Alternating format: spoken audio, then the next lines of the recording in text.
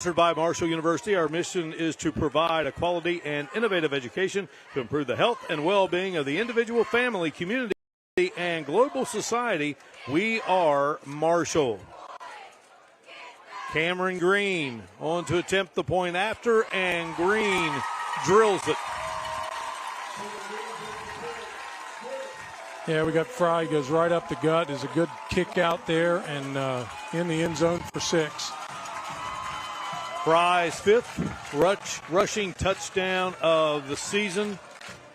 Our scoring summary tonight, sponsored by Mark A. Hunt and Associates, the Kanawha Valley's premier personal injury law firm. 3 plays, 76 yards, 57 ticks off the clock. What'll be interesting, Mark, is to see the attitude that the Miners have. Now, there's a team, as you alluded to earlier, very good, very solid on defense, only giving up 12 points. Well, they just gave up 7 more in 57 seconds. So we're going to kind of see about how they're going to mesh, because they don't have that explosive nature that the Skyhawks have, but they do have some good skilled people of their own. Saw Matt Fry there. His father, Glenn, is the offensive coordinator for Jeremy Dolan's crew. So there could be some Eagle references before this night is over. Right. Now we saw Green kick the extra point, and on this OVP Health kickoff, it's going to be Ryan Neal, a sophomore, who will kick it off for the Skyhawks, who are on the board quickly. Homecoming here in this battle of the unbeatens. They will squib this one, and scooping it up is Monty Lovett, and Lovett is put together. Yeah, he's the whole package right there.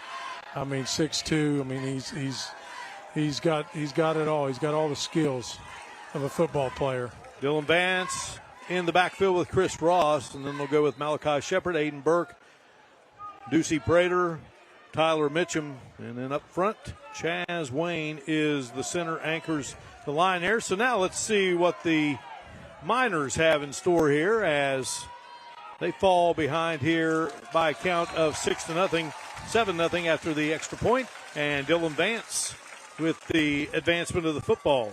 Yeah, I think one of the keys to this game early, I think, Mark, in terms of looking at it from if the Miners can kind of overcome that explosive nature, the quick scores from Scott, they're going to try to play control offense here with this offensive line. 3-man front most of the evening is what Scott will come at Mingo Central with. Now Ross flips it out, and Aiden Burke stood up, the team's leading receiver, with 18 catches, but he was stopped there. Nice play defensively by Isaiah Bush. Yeah, Bush read that one all the way. I mean, he saw that and eluded the block and got right to the defender, or right to the receiver.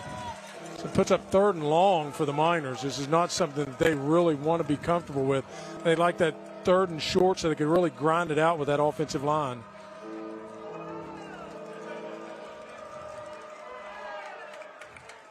Chris Ross, the senior, 6'2", 195. Dangerous running and throwing, Ross. Still keeping his eyes downfield, flicks it, and in and out of the hands of the intended receiver, Burke. Yeah, he got some pressure there from Caden Mills, which is really good because Ross, as you know, he's got the legs, Mark. He's got a couple 100 yards on the ground, so had he not had Mills in his grill, he probably would have tried to run for it. 4th down and 8. Ross is the team's punter. Averages right at 30 yards a kick. He's only had to punt 4 times this season. He's a guy that usually doesn't leave the game unless he needs a little bit of a blow or a drink of water. A little rugby-style kick, but bounding out of bounds. Yeah, about the 34, I think, is where they'll mark it down. 3rd member of our crew, Hannah Klein, joining us. And we will get to Hannah here in a moment with 9:40 to go here in this first quarter play. And right back with football, the Scott Skyhawks.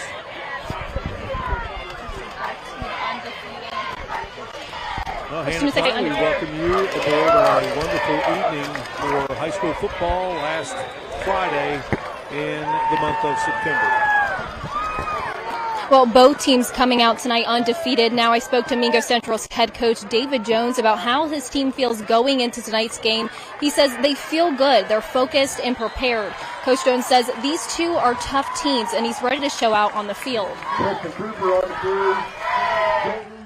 Thank you, Hannah. And short gain for the Skyhawks. 2nd down and 3. Yeah, Scott ran the same play just to the opposite side. I mean, their strength is on their left side, and they just Cooper blew that about 45-yard run. So look for that with that spread offense that they run. Look for Fry to throw on this down, Mark.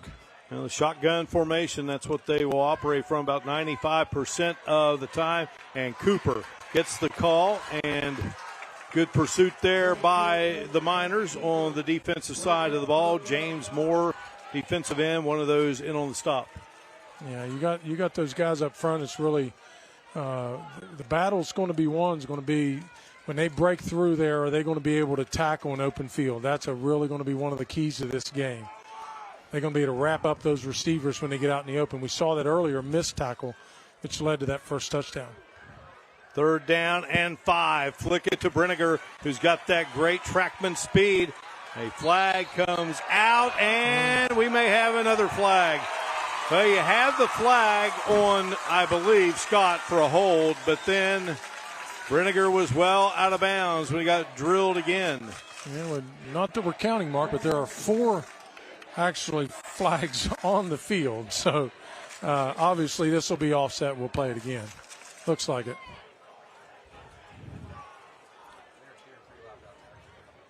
Let's listen in with Grant Rhodes.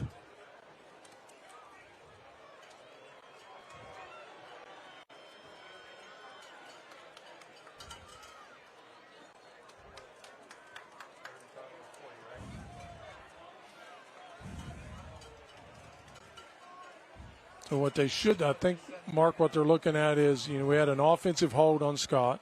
We had a dead ball personal foul against Mingo Central. So these should offset, and they should just replay 3rd down. But they're going to step off the 10 yards. And then what I think they're going to do is turn right around and give them the personal foul, the 15-yard personal foul, which is going to give them a first down. And our first down's being sponsored by the University of Charleston. We are all Golden Eagles. The University of Charleston's mission is to educate each student for a life of productive work, enlightened living, and community involvement. Take the next step towards success. Speaking of success, UC having a great football season, getting for a 5-0 start tomorrow against Glenville. Firing and making the grab is Jax McCarty, the tight end, transferred in from Van High School, and he makes the snag, and that's going to be another Scott first down. Well, that's a really, really nice throw by Fry. And you see there's again, we were talking about this. He just misses his balance, but otherwise he'd been off to the races. I mean, those secondary guys are going to have to be sure about their tackles, especially in that open field with those big receivers for Scott. His dad, Kevin, part of the coaching staff, Brinegar in motion. And here's Cooper just ducking his head and driving those legs for yardage to the 34-yard line. Spotted at the 33. David Fisher down there, the umpire. He played for your late father-in-law, Frank Marino, at Ripley. Boy, he was a durable back for the Vikings. He was a hard runner. We know that. I'm really digging their down marker, Mark. It's very bright. We won't have to worry about seeing it.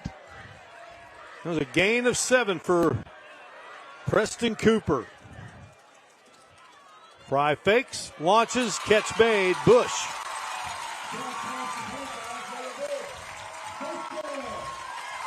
Yeah, that's pretty simple stuff. Just a quick fake handoff and gun it to Bush. Yeah, you got Neal on the coverage, but he's playing a little soft on that quick slant in on the wideout. Nice tackle by Neal, but not enough to stop the first down for the Skyhawks.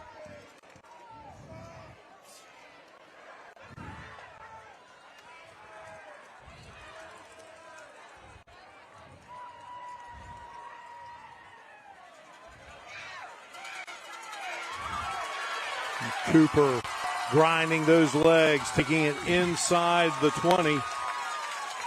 So they will now operate in the red zone, sponsored by Glenville State University. Glenville State University prepares and inspires students to be thoughtful, productive, engaged, and responsible citizens who contribute to the well-being of their community, state, nation, and world. Pioneer your future. Scott on the move. Yeah, what I'm really impressed with it, we know that Mingo Central always comes in with physicality, but Scott has brought in that physical nature as well. Fry wants to keep. He already has a rushing touchdown, spinning his way down to the 10.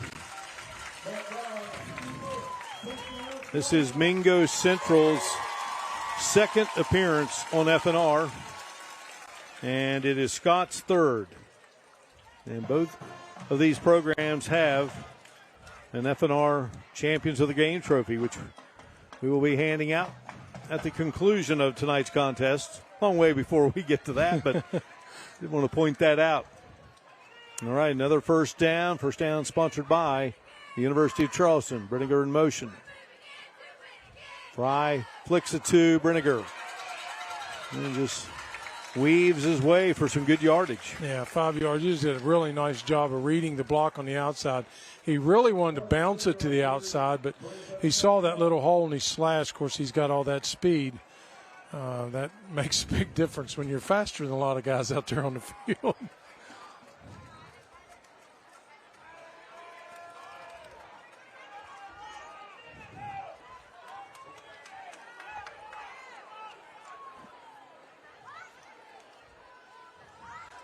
Fry awaits the snap, gives it to Cooper, and Cooper dashes into the end zone.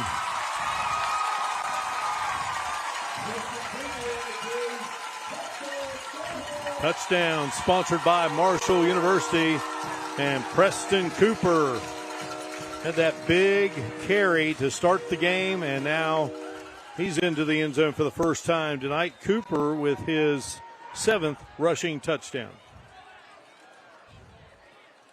Just a power off the right side and just good blocking there. Of course, it was aided to the fact that the linebacker for Mingo Central was up in there trying to put pressure on the inside.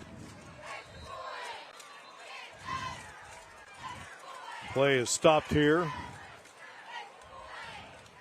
And a flag on the far side of the field, Mark. It looks like it could be a formation issue with Scott.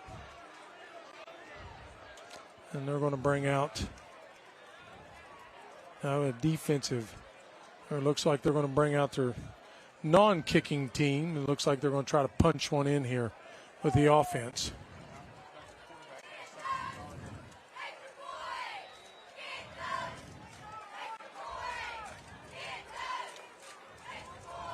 The Skyhawks want to go for 2 here now as they edge a little closer.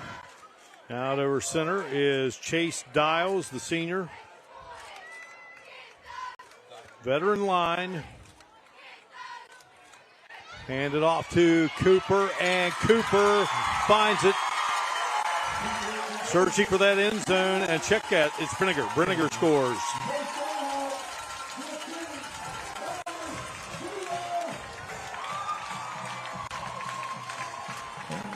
Yeah, just that right side. Good kick out there. A nice kick out there on the pulling guard on the backside. Just Cooper just runs it in really nice and hard. He gets the TD. Brinegar gets the 2-point try. We have a break in the action. Scott on top of Mingo Central, 15-0. You're watching the Parmar Friday Night Rivals Game of the Week presented by Eyewitness Sports.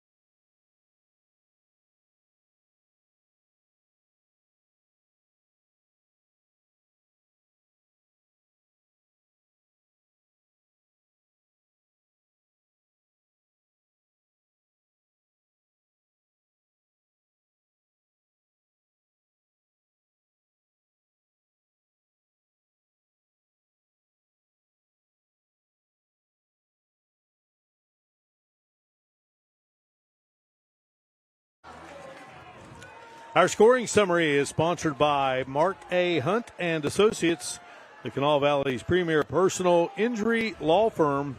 10 plays, 66 yards, 4:32 off the clock.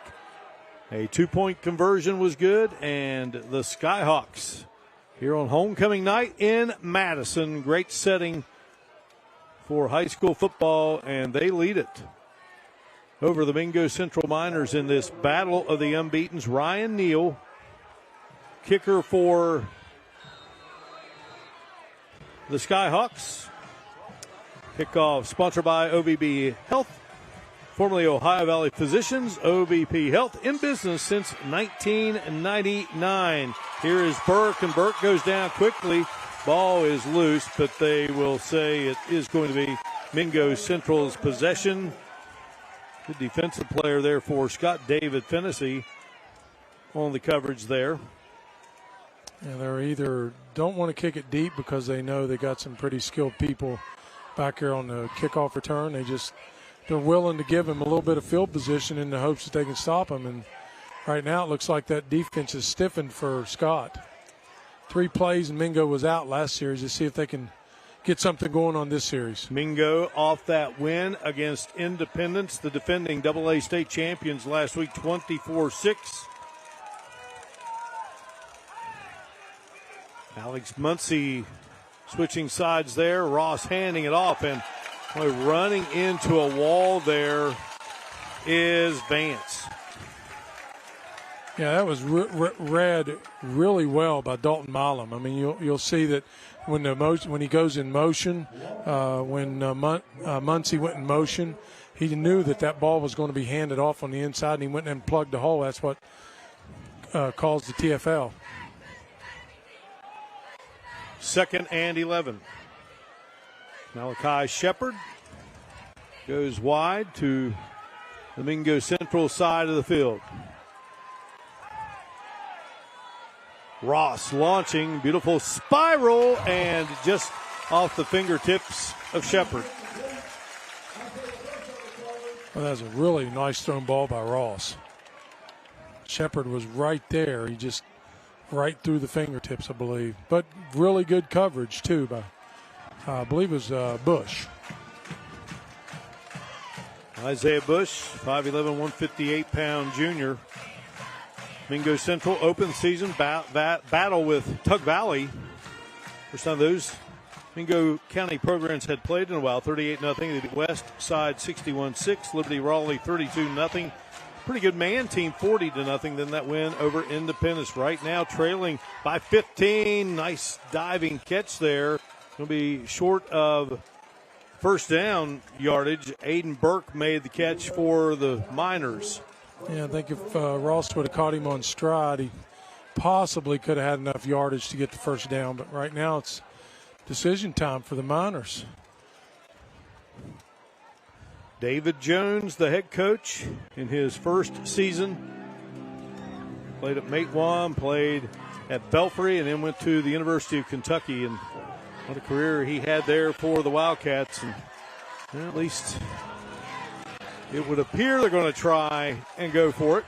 I think they just want to pull Scott offsides. Snap goes to Ross. Ross will flick it, and ball is tapped around. And did someone come down with that? It looks like he had it, and they called it a catch. That is a catch at the 45. At the 45-yard line. That, I believe it was Shepard. Let's see. How about this? Tough play rolling out. Ross rolling out to his left. He's a right. He just kind of flicks it. It gets batted by Vinegar, and then here's just what a. Oh, my. That's a really nice job of keeping his feet in bounds. Wow. Much needed. Shepard, what a catch. Great concentration. First down sponsored by the University of Charleston. Great job by our F&R crew, and handed off. Fan, boy, right back goes the tough sledding as Dylan Vance has nowhere to go. Yeah, Tom Mitchell read that one out. He just beat his man off the ball and just came right through there, blowing through there. Really nice technique by Mitchell. And he's just a junior. They see some good things from him coming up next year too, Mark. Well, the knock on him, there is none. He's a menace. He'd say he's a Team menace. jokester. That's what Jeremy Dolan said. The only thing I can say about him, he's our jokester. Yeah. And he sometimes we reel him in, but yeah, he's no jokester on the field. He's out there being a menace to the Miners. all county and all conference. Ross on the run and will flip and into the hands of his running back Vance. Who takes it to the 36-yard line, close to a first down. There's good discipline by that offensive line for the Miners to not be downfield because that play took a while to develop. You see that Ross looks to his left, rolls back out to his right. They've got the screen set up. There's Vance. You've got the lineman right there in a row, and he just goes out of bounds with a nice gain. Leaves third and short. Carter McClung knocked him out of bounds.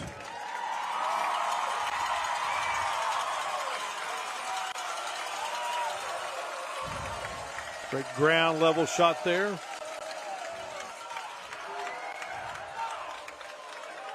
Ross will keep it. Ross has the first down as he gets it to the 30. Gain of 6. It could be nullified, Mark. We got some laundry on the field.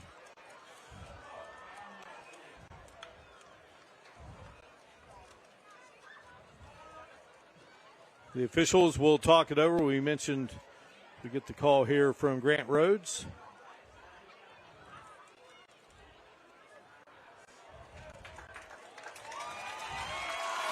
Grant Rhodes, our referee tonight. Yeah, it's really going to hurt Mingo. They ran Mitchum in motion, and he got set over in the slot side on the right side, and I don't think he was set long enough. And now instead of 3rd and 1, they're looking at 3rd and 6. Of course, knowing the way they played the last, the series before that where they went for it on 4th down on their own side of the 50, this would be a two down territory for the Miners as well. Yeah, that terrific catch by Shepard, and here is a great grab by Burke, who then makes a couple of guys miss and finally brought down from behind by Caden Mills. Yeah, nice ball by Ross, but even better job by yard after catch. A really nice job of reversing his direction, heading back out to the sideline, catching an extra 6 or 7 yards. Aiden Burke, just a sophomore, lots of speed. Came into the game with 18 catches.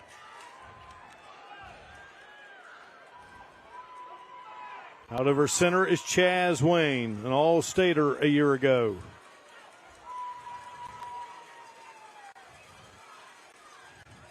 Get it into the hands of Shepard, who cuts back up, steps on the gas. Scott cuts it off. Yeah, they sealed that hole pretty quickly by Shepard. Shepard thought he had a little seam there, but it collapsed off early. Only got a couple. Mingo Central leads the series 6-1. Only win for Scott came last year on Minor Mountain, 34-6. Interesting you say that, Mark, that Mingo Central only has 4 home games this year. Yeah, they really changed up the schedule from a year ago, 4 new opponents, and so they'll get that back and be home heavy down the road. David Jones wanted to toughen up that schedule, and speaking of toughening up, Scott's defense. Wow.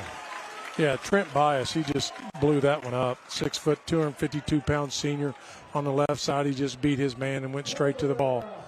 And one of the things that these young players really, I think that they've gotten better at is trying to locate where that ball is. Before you keep your eyes on where the ball is. It doesn't matter where your guy is. It matters where the ball is because that's the ultimate prize to go get the ball. The time evaporating here in this first quarter.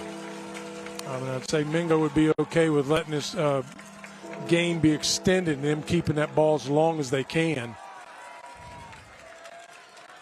We have played a quarter here in this battle of the unbeatens. The Scott Skyhawks on top of the Mingo Central Miners by a count of 15-0. Second quarter heading your way on our Parmar Friday Night Rivals Game of the Week presented by Eyewitness Sports.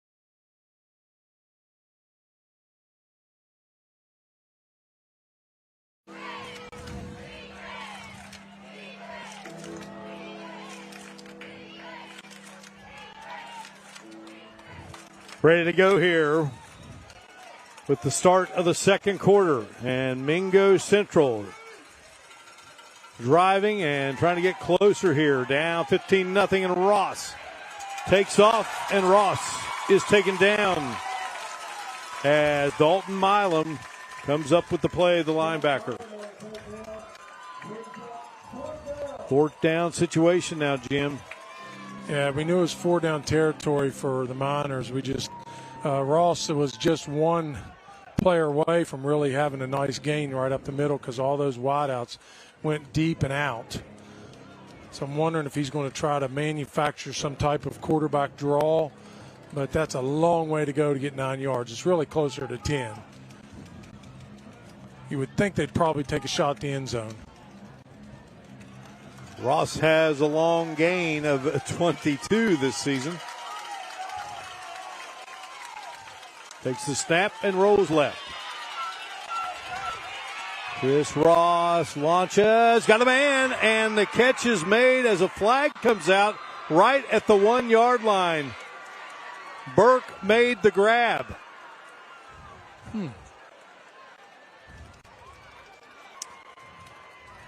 Well, interesting. For a guy who caught a pass around, I think they may have grabbed him for holding, or potentially he was out of bounds and then came back in bounds.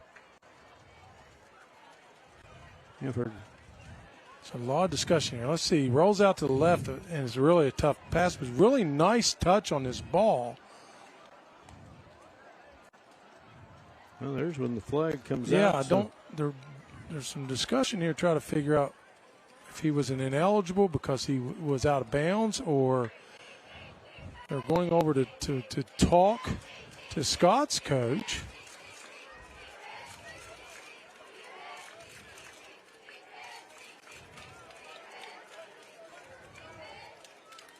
It's an illegal touch. It's not a catch, so it's what I thought it was.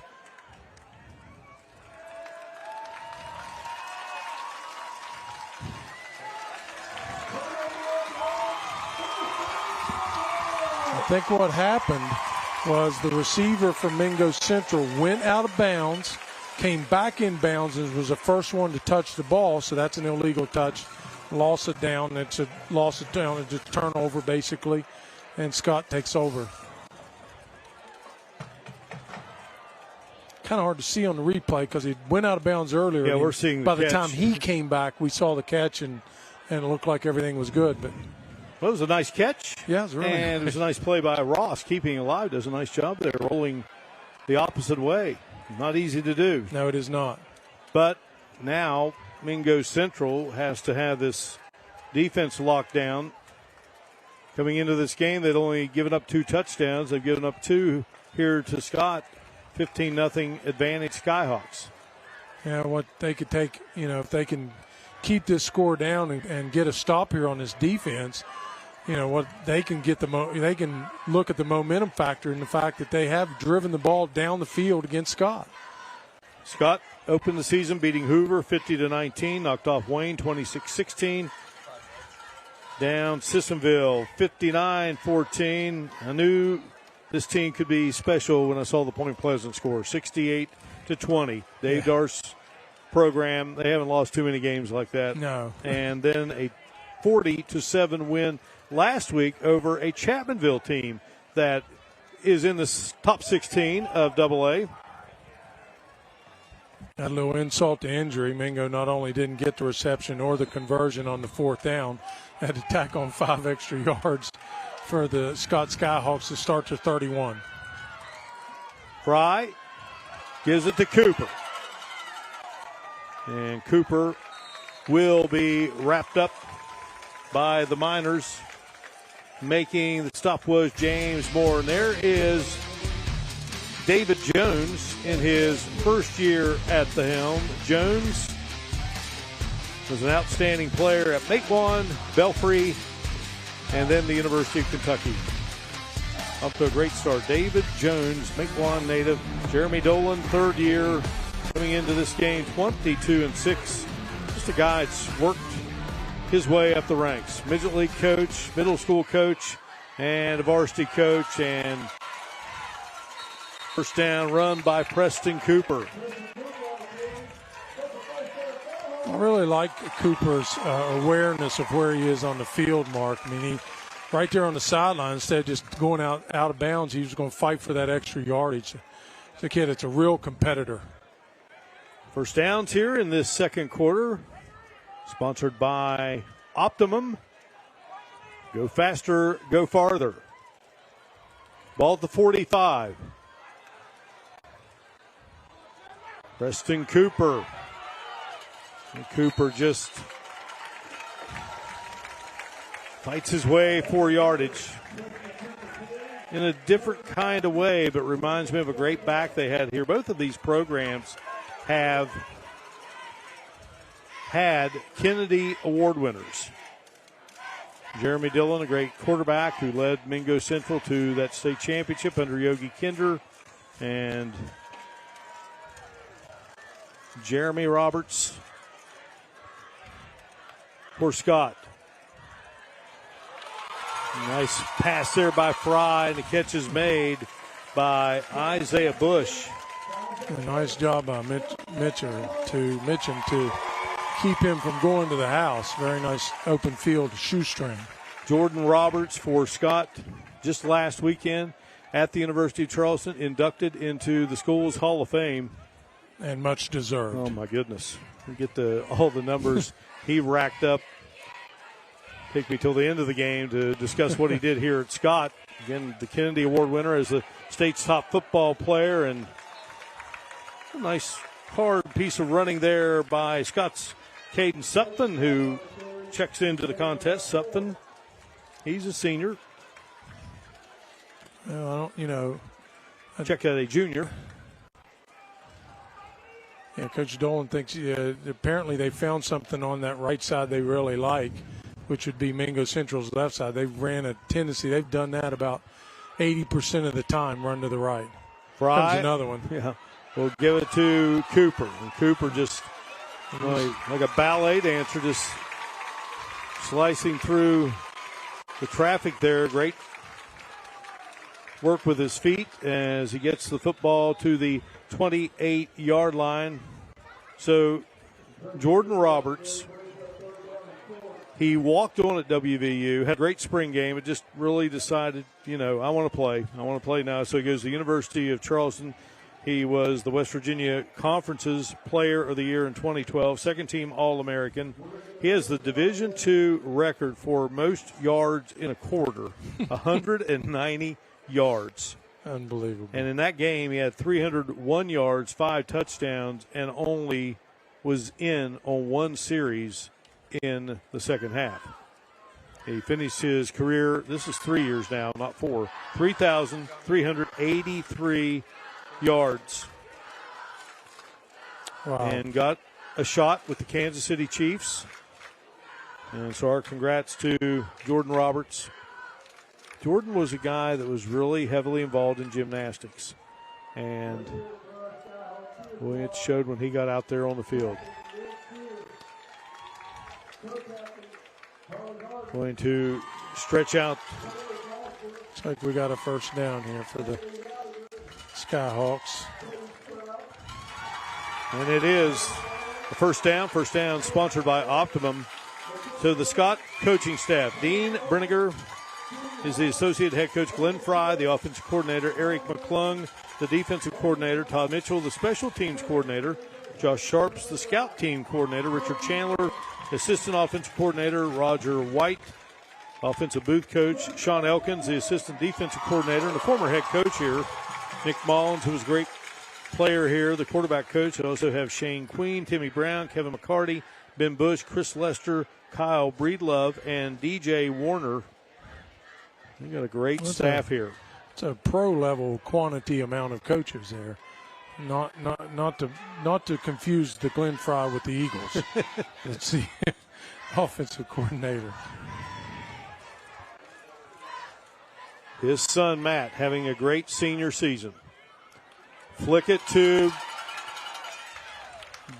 Brenniger, and Brenniger gets it inside the 25. You really like this, really, you see a lot of different wrinkles, a little bit different looks. Brenniger coming in motion, getting that little flick pass. Yeah, it's a pass from Fry. So you've had that. You've had the power running on the right side. You've had those quick slants. So you've seen a lot of mix-up here from the Skyhawks. And, to be honest with you, Mark, the Miners have been on the field quite a bit on defense. So, they might be a little bit gassed here at the 8:42 mark in the second quarter. Preston Cooper with that big run to start the game for the Skyhawks. And it kind of had Mingo Central on its heels ever since. Bush gathers it in. Bush takes it in. Yeah, it wasn't a good angle by Prater there. When he came and collected that off of that really quick curl, he came up a little too quick and left him the edge. Fry to Bush, 23 yards at the 8:27 mark. It's a nice catch. Good concentration by Bush. You see he watches that ball the way in, but really nice job of having field awareness to know that he's got a little bit of real estate on that sideline to where he could make a turn to the right or the left. He chose the right. Prater chose the left, and that's where you see the missed tackle. Cole Elkins, the son of Sean Elkins, got that hold down. Kick is good by Green. Another look, Jim. And is he just off the spin and then just tiptoes on the sideline, and Bush is into the pay dirt. Isaiah Bush with his 6th touchdown catch of the season. Scott on top here, 22-0.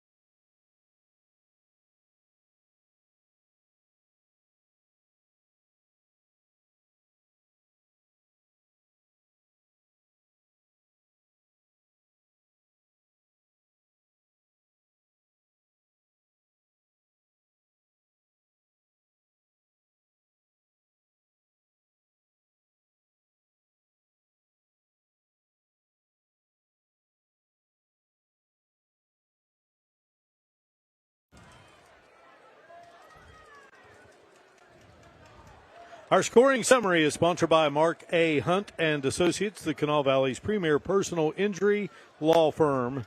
8 plays, 74 yards, 2:30 off the clock. TD pass from Fry to Bush. Extra point good. Fry is 7 of 7 passing, Jim, 88 yards. He's right on the money. None of his passes have been left or right. They've been right center cut. I mean, he's really dialed in this evening, Mark. Time for another OVP Health Kickoff. Formerly Ohio Valley Physicians, in business since 1999. Mingo Central needs to get something going here. But a quick stop on the kickoff as Dylan Vance is taken down. Yeah, Fennessy did a really nice job because Vance had a little bit of a seam on that right side. He thought he was off to the races, and here comes David Fennessy. Just tracks him down from behind. Really, really good job of Fennessy. David Jones' staff consisting of Josh Sammons. Josh was the head coach of Mingo Central when they defeated Sissonville in that F&R game. One of the most exciting games we've had. Sissonville made a great comeback there at Joe Sawyer's Field. The Miners hung on 39-36 was the final in that game. Michael Shepard, the defensive coordinator. They have Derek Moore, Bob Goebel. Bob's been around many programs. Chris Burns, Matt Harris, and Ross in trouble. A great job by Ross getting out of trouble back to the original line of scrimmage. Ducey Prater makes the grab. He did a really nice job of staying calm. Ross did. He lost the snap. It was a little bit high. He scooped it up fairly well. Eluded two defenders and still found a receiver to take what would have been a disaster into a 1-yard gain. Garrett Bevins, Terry Harrison, Nate Siggers all on that Mingo Central coaching staff. So Sammons and Goebel have both been head coaches. And Jeremy Dolan, of course, he's got Sean Elkins there, who we had some great teams at Sherman and was the head coach here. Middle school principal. Incomplete, intended for Tyler Mitchum. Yeah, Mitchum was trying to make his cut before he had the ball. You know that. You've been a receiver, so you know first order of business, secure the ball, then make your cut. It brings up 3rd and long. Would have brought up 3rd and a little bit shorter, more manageable. Just means that Mingo's going to have to dial in that playbook a little deeper here. This is a tough call on 3rd and 9 at your own 30, 34-yard line.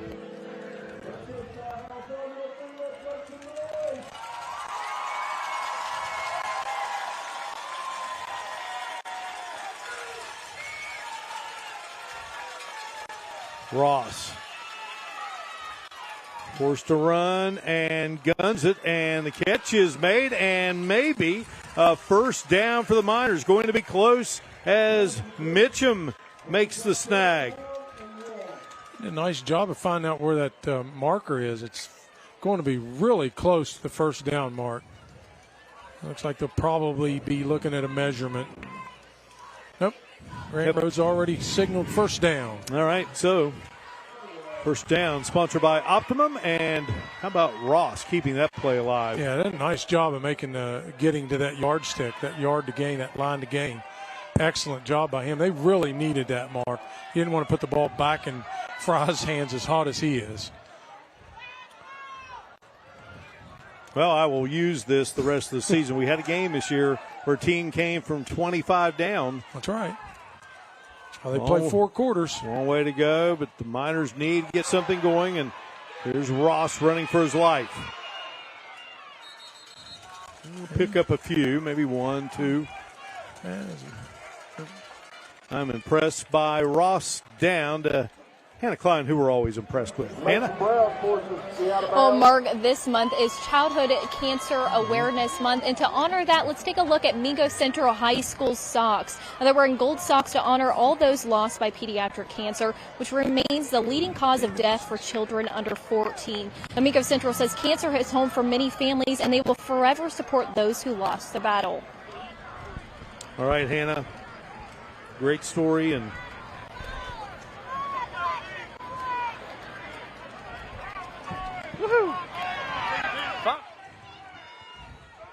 young people remembering those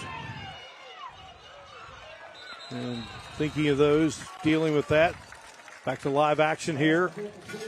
Yeah, Scott was really kind of caught off guard with that misdirection from Mingo. Mingo had it set up really well. Ross just couldn't get the ball delivered. It was a little bit short. He kind of threw off of that front foot a little bit instead of driving off of the back. But if they had caught that one in stride, they had a nice seam up the middle. But now we're back to 3rd and long. It seems to be a theme for the Miners this first half so far. Hannah going to try to be catching up with David Price, the new executive director of the West Virginia Secondary School Activities Commission. He's in the house tonight.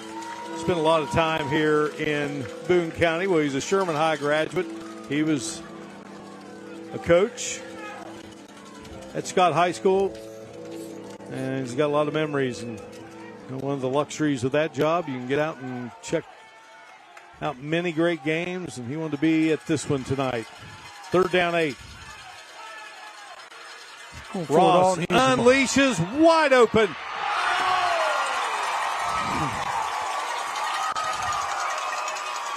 Oh, Mitchum can't hang on. Tough break for the Miners.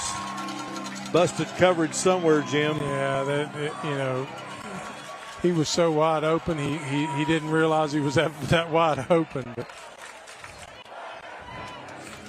here we go with Ross. He lets it fly down the right side. He's so wide open right in the middle and just can't haul it in, Mark. Well, Ross will drop back in punt formation. Nate Hind is the snapper.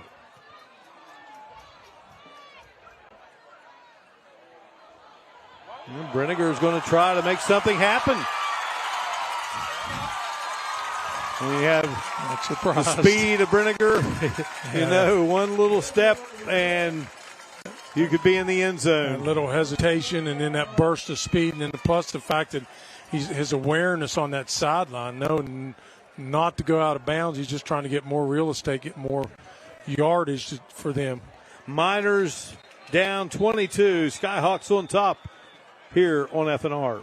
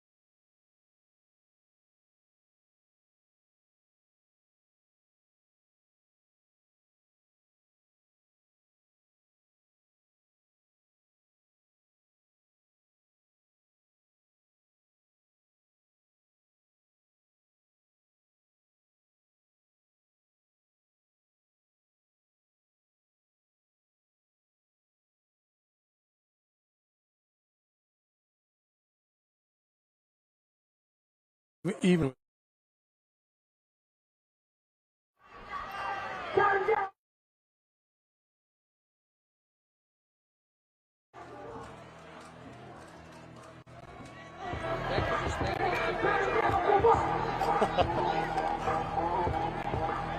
Well, we're here with the executive director, David Price of the SSAC. Now, David, it's an honor to speak with you. Kind of talk to me a little bit about this fan base and how awesome it is to be here. Well, I coached here for many years, and it's great to be here. But Madison, Boone County, they're so passionate about the schools, and the support that Scott High School gets from their community and the surrounding area is just unbelievable. And, Mingo Central has a great following tonight, too. So we have a packed house. It's a great game, two outstanding teams. It's a fun night. Describe these communities, because it's always awesome to see on both sides of the ball, these families, these grandparents, these children coming out. Well, when you're in a small community in West Virginia, Friday night means a lot. The school is the center of the community, and everybody comes out and supports it. And many of them graduated from the school that they're here supporting. So it's a great time, and, they look forward to this. Awesome. Well, it was a pleasure to speak with you. Thank you so much for coming out. Awesome, guys. I'll go ahead and send it back to you. All right. Thank you so much, Hannah, and many thanks to David Price. Tell you what, each time they make a change there at the SSAC, you always get a little nervous. I mean, obviously Bernie Dolan had been there for a long time, outstanding work, and I think they found their man. Price is right. They got the right guy here. David's passionate about sports. He's been involved in sports his whole life. I mean, he's a Marshall grad. So he's been around the block a few times. Superintendent in Raleigh County for many years. Did an excellent job down there. So he's the right man for the job. So hopefully he can move the state in the right direction, athletically speaking. Right, we had a hold there. Grant Rhodes signaling that against Scott Skyhawks. That's one of the rare penalties for the Skyhawks tonight, Mark.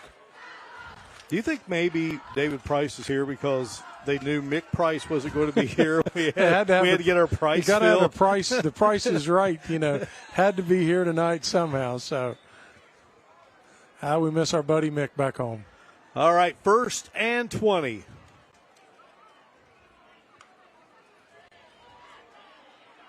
Fry lets it fly, and the catch is made. Braden Clark, 70-yard strike. Wow. I can't tell you how good a ball that is from Fry. I mean, Clark did a nice job. He got good separation anyway, but that ball was on the money, stride for stride. I mean, it's one of the best thrown balls I've seen in a long time, Mark. My goodness, what a throw. Braden Clark, a 4x100 relay team. Finished second at the state meet.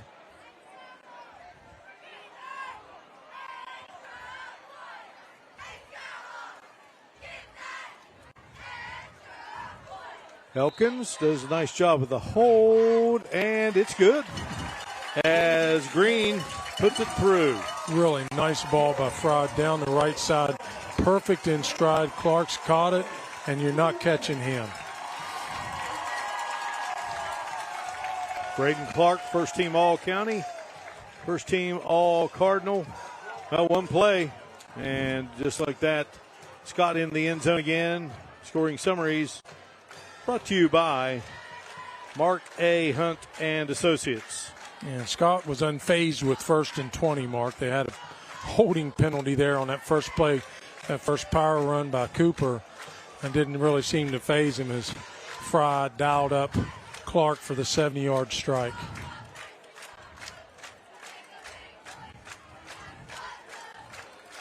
Now, one of the all-time greats from here in Madison, enjoying this one from the heavens above, James Myers. He died July 17th, 2014, born in 1921, one of 8 children, the youngest. His father disapproved of him playing high school ball, but he played here. He got a scholarship to the University of Tennessee under Robert Nayland. He then went on and played for Duke while he was in World War II with the Marine Corps in the V-12 program. Then started coaching Wofford, Vanderbilt, UCLA, Iowa State as the head coach, Texas A&M's head coach, and then spent many years with the Dallas Cowboys. Wow. 5 Super Bowls. The late James Myers right here in Madison. A wonderful story. 29-0 game as Ryan Neal delivers the OVP Health kickoff. Well, if it can go wrong, it is starting to do just that for Mingo Central as Jacob Blankenship just has to go down on a knee. Yeah, Blankenship had a little room to run, but they were closing in on him quickly. But, one thing you want to do for sure is secure the ball. What you don't like to see is that Mingo's got 95 yards to go to try to put something on the scoreboard here before this half is over with 5 minutes to go. They would like nothing less, Mark, than a really long, sustained, about 5-minute drive and put some points on the board so they'd have a little bit to go into the halftime because, as you know, they'll get the ball to start this third quarter. Yeah, lamenting that drop from the possession before, and then it ultimately leads to a touchdown. Ross going to take off with it. Chris Ross showing the wheels. Good job of following his blockers, finding the seam, and just that good extra burst. That's our largest gain from scrimmage this first half for the Miners. Well, it goes without saying you like Fry, but I really like Ross. Yeah, they're both pretty tough competitors. I mean, they're a little bit different, Ross has the run-pass option, but Fry, man, he's got that arm. He has an arm that just, it's obvious that he is in sync with his receivers. They probably were practicing this countless days and hours into the summer, and it pays off in games like this. Saw him talking with David Jones there. They got the optimum first down, looking for more. Yeah. And Ross will just live the play for second down. Yeah, no sense in forcing something that isn't there. That's a smart play by him. He's playing on that short side where there's a lot of traffic over there on the gold and black, so he just flicked it out bounds, like you said, play for second down and try to get something going here. Homecoming here at Scott High School. We had homecoming last weekend on our Parmar Friday Night Rivals game of the week at Boone County High School. We've got homecoming coming up at Riverside at Sissonville. Chris Ross came in near 1,000 yards passing. Ross shows off his big arm, and what a snag! Wow.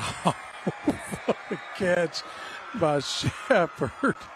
What I a did not think beauty. he was going to I did not think he was going to catch up to that.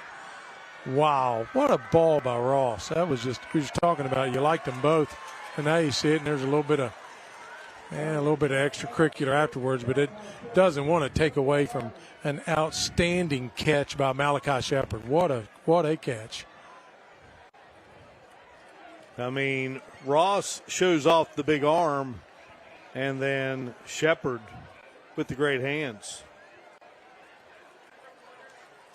What did Mingo Central ever need that? Yeah, if they ever needed anything, it would have been that. I think the only thing that they regret is there's still 4:25 on the clock. Let's see what Grant's going to talk about after the touchdown. There was some extracurricular activity there, and we saw the flag thrown, so we'll wait. Dead ball, personal foul on Mingo Central, and it'll be assessed on the kickoff. So they'll go ahead and do the extra point, and they'll assess it on the kickoff.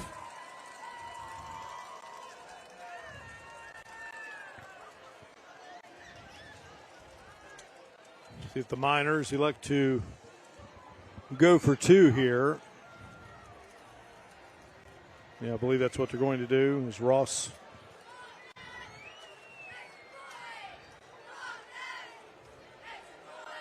Well, if they're successful in this, Mark, they're back to a three-possession game, technically speaking. So, they got slot left, twins right, a single guy in the backfield. So this is a spread-out rollout by Ross probably.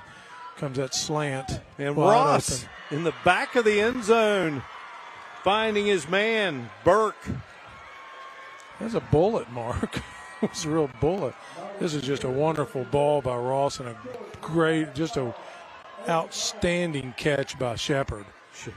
Just by Burke.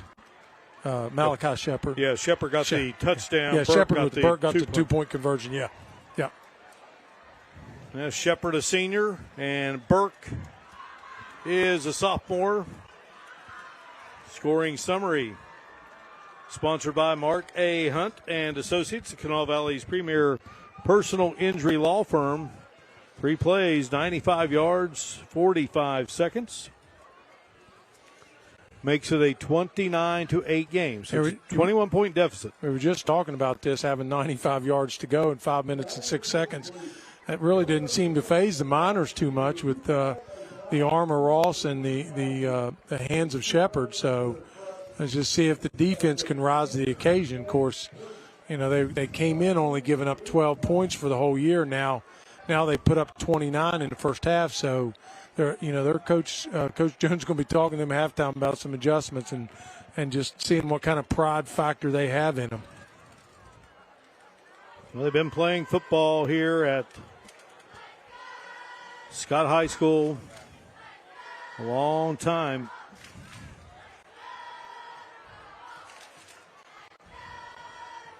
We've got a little bit of a deficit for the Miners, Mark. They're going to start at the 25 instead of the 40 on the kickoff, which is an obvious advantage in field position for the Skyhawks. So let's just see what kind of boot we can get out of this from Shepard. So our kickoff sponsored by OVP Health. Malachi Shepard with the great touchdown snag. Aiden Burke with an outstanding catch in the back of the end zone, and look out. Preston Cooper. Well, he kind of squibbed it, and Cooper fielded it nicely, and a big-time gain. They really kind of picked the wrong guy that's actually a running back. It wasn't like one of the up guys that are just going to probably pounce on it. Cooper knows what to do with the ball once he gets it, and he showed there with a really nice return. Ball at the 25. Not a lot of real estate for the Skyhawks to capitalize on this. And now we got a penalty. Going to have a hold. Wow. So Scott won't have quite the field position that had thought it might, but still they are in minor territory. So 1924, Jim, they started playing football here at this school.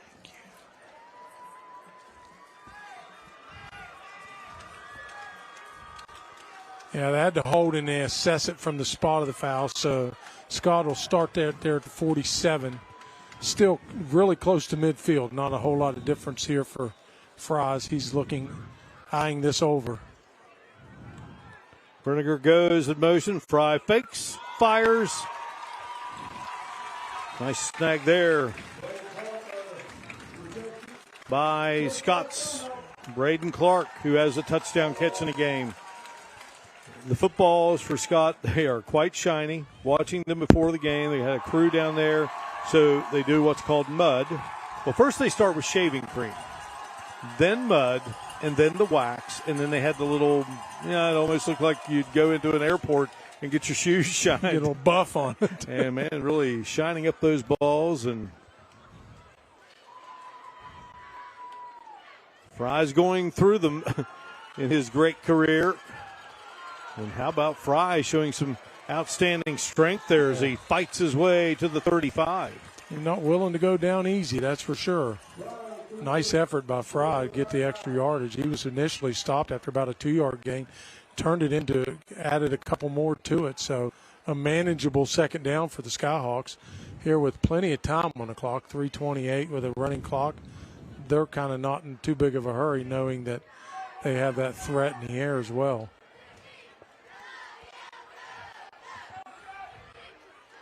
Homecoming festivities coming up at halftime here at Scott High School, and right into the hands of the defender, Mitchum. Another young man who had the tough drop earlier redeems himself with an interception. Sure-handed catch there. Just a little bit of a short route. What happened was Fry went kind of sidearm with it, Mark. He had a little bit of pressure on the right edge, so he goes sidearm with it, and it kind of lost him. He just kind of went flailing out to the right. And nice interception there and good return. Tyler Mitchum, the senior.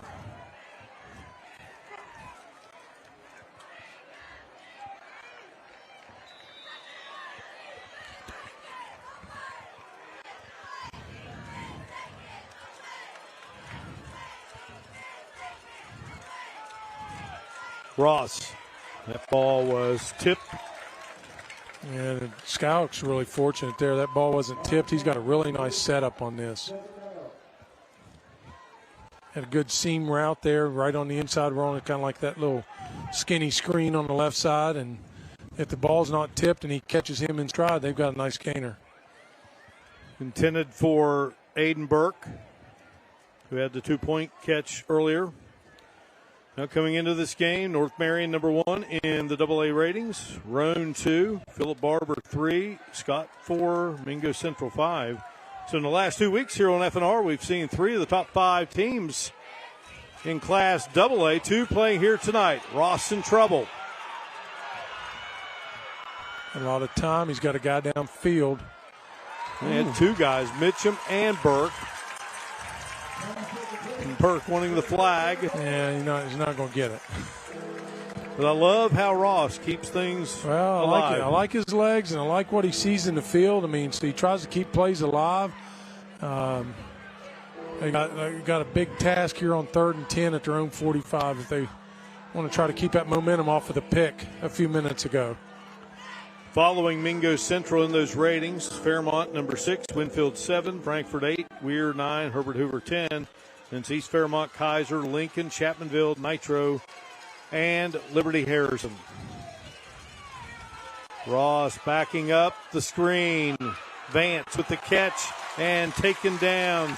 Ty Mitchell read it beautifully and makes the stop. And one of those things when you're trying to set up a screen, Mark, one of the things you don't want to do for the lineman is give it away. And what happened was when Ross got the ball, he immediately started backpedaling pretty heavily, very fast, very quickly, which allowed the linebackers to read it, and they just kind of seamed in behind that wall of offensive linemen, made the stop. So now we're looking at 4th down and 10. Looks like they're going to punt it away. Well, you know that David Jones wanted to capitalize on that interception, but you just can't take a chance like this. You don't need to get greedy again. Get a stop. You get the ball to start the second half. Who knows? Still time to go here in this half to get a quick stop. You got to contend with this guy who has state championship speed on the track. Carson Brenniger. And did a nice job of containing Brenniger. Didn't even get back to the 20, but a really nice job. Nice punt there by Ross. Well, we got plenty coming up at halftime. There'll be plenty going on here at Scott High School on the field. And with our Huntington Mall halftime report, we will salute our Todd Judy Ford Scholar athletes from Mingo Central High School and Scott High School. In addition, we will take you inside the two schools for a peek at a couple of great academic programs taking place, bring you some highlights from the first half, break down what we saw from these two teams during the first 24 minutes of play. It's all coming up on our Huntington Mall halftime report. The Huntington Mall invites you to discover all the great dishes their restaurants have to offer. Dine in, enjoy the patio, or eat in your car. It is a great dining adventure at the Huntington Mall. Brenniger shoved out of bounds by Shepard. Yeah, Shepard did a nice job keeping his feet, not going for that juke from Brenniger. And David Price was in the vicinity down there, the SSAC head, and made sure to get out of the way. He coached enough years. He knows how to dodge a bullet or two. Well, 3 on the play for Brenniger. Fry standing tall. And Fry's got a man. And the ball comes out. Good job there by Vance, as it was intended, I believe, for Bush. Yeah, Bush had it, but Vance came down closing real fast. And I think the glance, or at least the distraction from his arm, may have caused Bush to bobble there a little bit. Or maybe he deflected. It's kind of hard to see from here.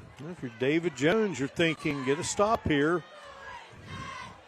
And the thing you like here is it's two passes, one out, well, a run to pass, but the run was out of bounds. The clock stopped 1:27. You've got your timeouts here. If you could stop them and hold on 3rd down, you'd have a short field. Fry looking to throw again. The pursuit, and he guns it, and the catch is made. 1st down snag. Great job by the tight end, Jax McCarty. Yeah, it's good concentration by McCarty. Coming across, seeing that Fry was in a little bit of trouble, he rolls out there to his left to see Jax there. He just got his hand up. Hey, look at me, look at me. Yeah, there I am. He finds him. Nice pop there on the defense, but not before they get the 1st down and a timeout so that they can collect themselves. 1st down, sponsored by Optimum. Good tackle there by Shepard. Well, it was Scott in this battle of the unbeatens, jumping on top 15-0. Then it was a 22-0 count as they scored there with 8:27 to go in the second. And a 29-0 lead. A 60-yard pass play to Braden Clark. Finally, Sean Elkins there, defensive coach, former head coach here, and now the principal at Scott Middle. But the great catch by Malachi Shepard and the 2-point conversion. Sean Elkins, well, he's been around some good football, not only as a coach. He was on a state championship team in 1982 at Old Duval High School, playing for the great late Mike Linsky.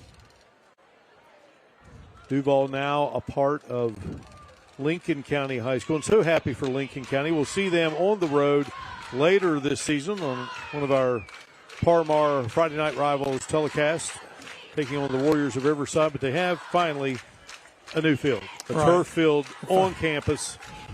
Long overdue. Long overdue and much needed. I'm sure that's a boost for the kids. Fry launches it out. Boy, his receiver, Bush, got behind his man, Burke. Yeah, Burke just thought he was going to do that quick. He did a quick. So Bush had a nice pattern. He ran a nice, like a little juke there about halfway down on the seam route. And then he just took off, and Fry just missed him. You don't see that too often from Fry. I mean, had a guy wide open like that. A good look at Matt Fry there, the 6'1", 172-pound senior. Averaging .318 a game through the air.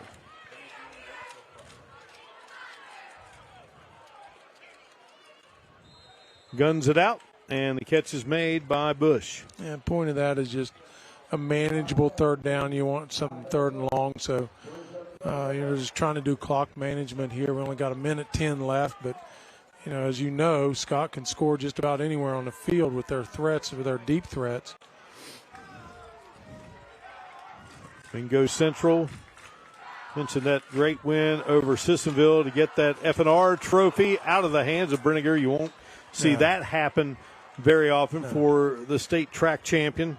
Yeah, he was looking to run with that one, so a little upset, disappointed with himself because now it turns the ball back over, gives Mingo a little bit of time, Mark. They've got some timeouts, and depending upon how well this punt goes or how well it goes for Mingo, they have a chance to do something here right before half.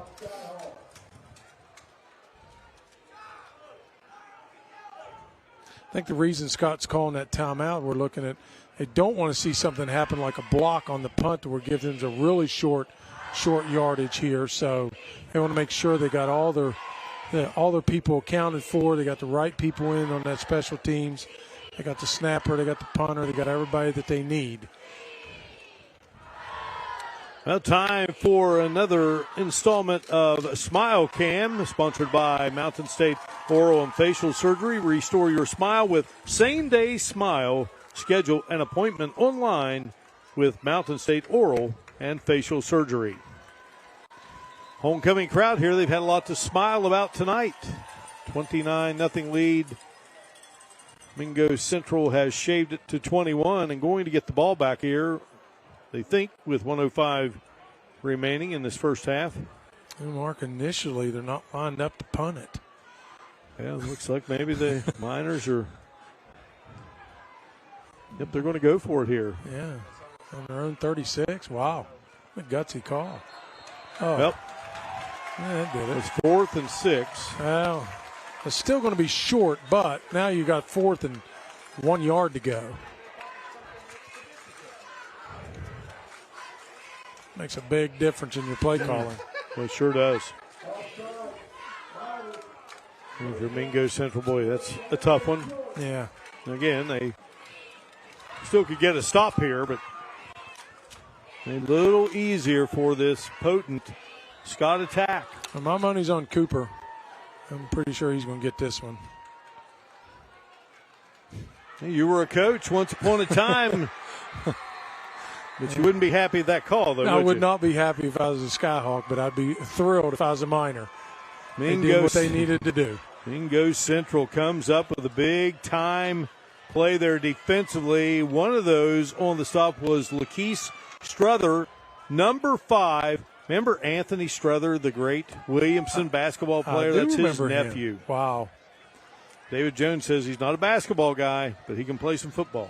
Genetics. When you're an athlete, you're an athlete. Whether it's football or basketball, they just like the kids like that. They just want to compete. Now, speaking of playing football, Ross proving he's a good football player here tonight, and he's going to try to see if he can get the Miners closer here before this half comes to an end. Now we talk about this 2-for-1, Mark. You got the ball the last possession of the first half, and you're going to get the first part of the third quarter. He's going for it right down the middle. And he's got his man, Burke. And Burke gets out of bounds. Yeah, that was a really nice route by Burke. He broke it off. Of course, in defense of Scott, they're playing a little bit soft because they don't want anything behind them. It's a nice ball by Ross, good catch by Burke, and he just follows those blockers, tries to get to the edge and on the outside. Save his team a time out there. And now at 51.6, they got plenty of time. Puts the Miners in the Glenville State University red zone. Ball to 16. Chris Ross standing tall, looking, and Ross. Tiptoeing around that right side. He got 2 or 3. Didn't cost him too much. So you make moves on the dance floor like that back in the day. A little bit of tiptoeing there on the right side, but didn't cost them too much time. They're really not in bad shape. They're looking at 3 plays to get a first down. They have timeouts left, so they could play the middle of the field or the edge. So they've got plenty of time, and they're going to make this a competitive game, Mark. So 37-year-old David Jones, first season, Mingo Central. He's also been a head coach at Phelps. He's coached at U-Pike, Bourbon County High School. He'll be 38 next month. Happy to be back in West Virginia. Handed off to Vance. Vance slicing through the defense. And it's a touchdown. How about Dylan Vance? A really nice run by Vance, but an exceptional call by Jones. You know, they've been throwing, and been a little bit lax. They kind of been a little bit on their heels in that secondary, and then boom, Vance right up the right side. Nice call, good run, good execution right before half. Now we got us a ball game. Go for 2 here. Appears to be the case. Yep, Ross going to go under center.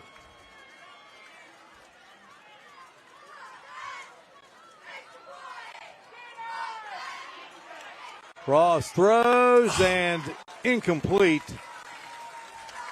That'll be a 15-point difference. But nonetheless, Mingo Central, the Miners, fighting back here. And regardless of what, it would have been nice if they'd had the conversion, but 15-point, 13-point, it's still a 2-possession game.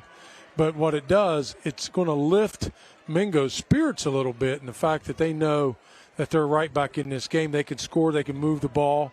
So what they need to do is, I think, one of the adjustments that they need to look at in the second half is trying to find a way to put a little bit of pressure on Fry. He hasn't had any pressure. He's just back there having all day to throw. I'm not taking anything away from his abilities, but he's had all day to throw, and that kind of eases his mind a little bit. Our scoring summary is sponsored by Mark A. Hunt and Associates, the Kanawha Valley's premier personal injury law firm. 3 plays, 38 yards in just 22 seconds. There's a little bit of explosive nature out of the Miners as well, so they know they have that capacity, the ability to score quickly, to score from long distances. So, you know, this game's a long way from being over. So it was 29-0. And Mingo Central has closed the gap to 29-15. 14 unanswered by the Miners right now, plus they will get the ball to start the third quarter. However, there's still 38.9 seconds to go in the second with the quarter. ball in Fry's hands. Yeah, absolutely. Shepard is the kicker for this OVP Health kickoff. I would not be kicking it to Vinegar.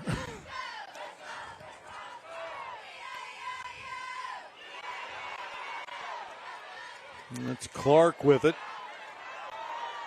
Clark goes out of bounds. Yeah, Brenniger, Clark, those guys are dangerous.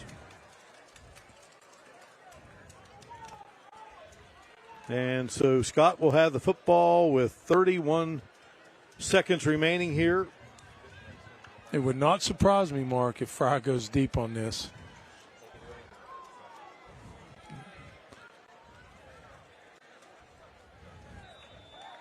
Jeremy Dolan played his high school football at Van for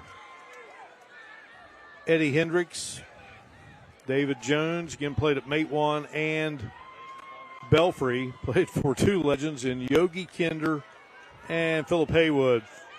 Now Fry lets it go, and the catch is made by Clark. Wow. We said it. Fry doesn't need much time. He doesn't really need a lot of time, and that is a great route by Clark, but even a better catch. In fact, of the concentration, you're going to see this on the replay later. An exceptional concentration by Clark, where the defender really was on him.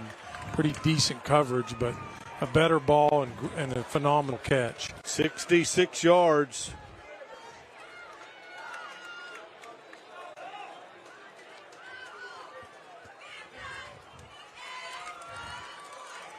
Chance to go up 18 here.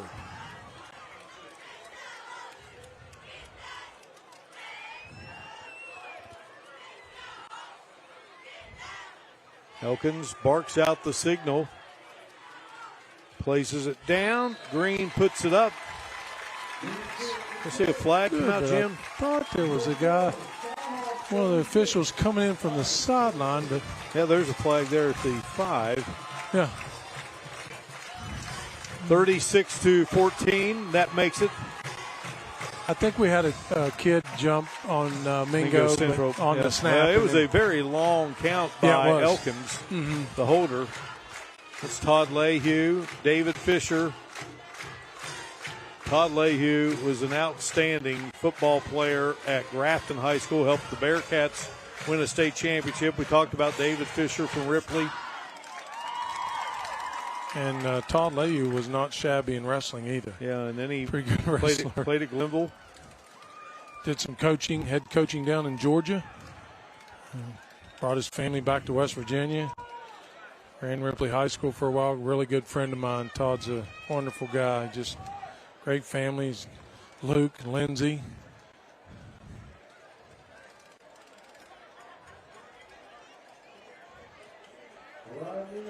Foul on the defense. Maybe assessed on the kickoff.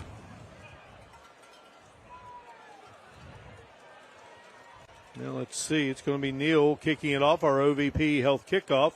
While we have a moment, let's give you our scoring summary, sponsored by Mark A. Hunt and Associates, the Kanawha Valley's premier personal injury law firm.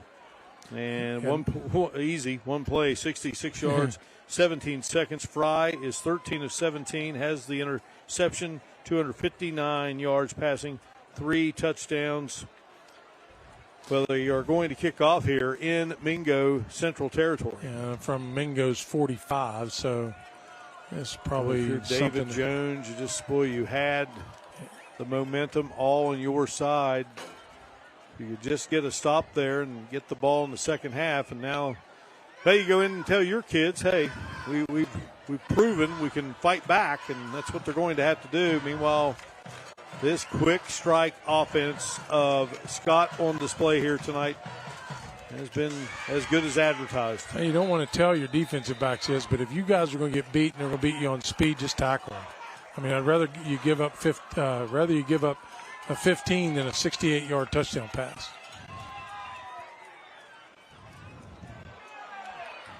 Wrong direction. That's Keziah Joplin, son of Rodney Joplin, who was a great player down there in Mingo County. And it was Matewan, Gilbert, Williamson, and Birch that helped form Mingo Central High School. Scott High School,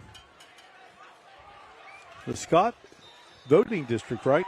Is what brought to the name that we have here, this wonderful school in Boone County. One of 3, Scott, Sherman, and Van. And through the years, they have all enjoyed football success, and certainly here in 2023, the Skyhawk program is. Ross looking to throw, guns it in the direction of Ducey Prater, who couldn't hang on.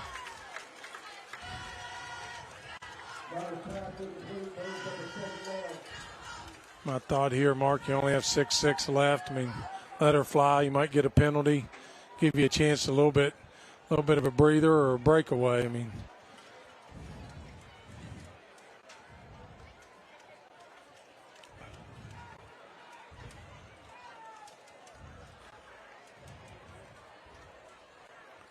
Chaz Wayne, the All-State center, out over the football.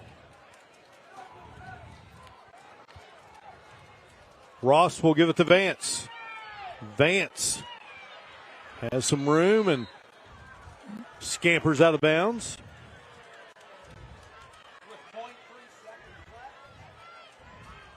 Gives them a little bit more manageable now. They got something where they can just try to throw a long ball, 0.3 of a second left. Now Ross has shown off his arm in this game. He has. I can assure you that Scott will be playing about 6 guys deep, maybe 7. Scott jumped out to a 29-0 lead. Mingo Central in this battle of the unbeatens got it to 29-14. But boy, Scott comes back with a big one-play drive.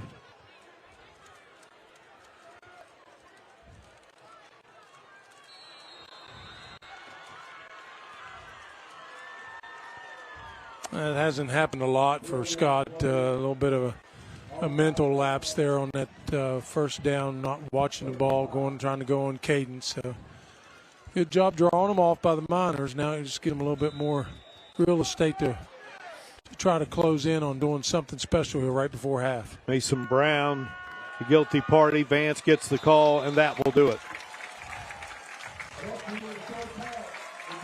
The Scott Skyhawks out to a 5-0 start for the second straight year. The Mingo Central Miners 5-0 for the first time since 2017.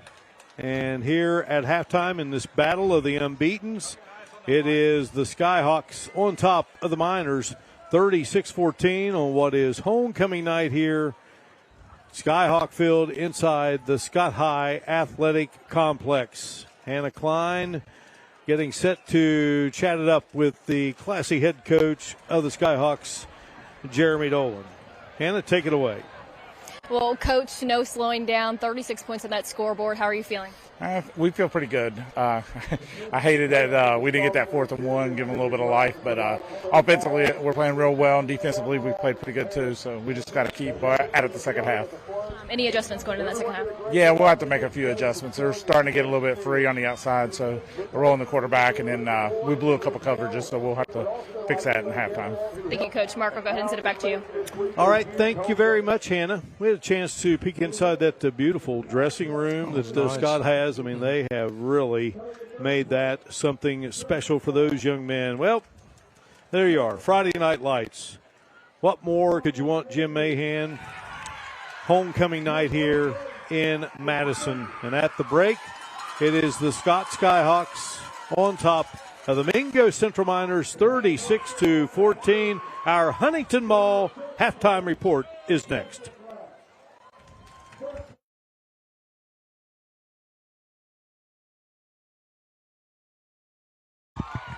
Over the middle, has a man wide open, caught at the 10, making a move, hurtling into the end zone.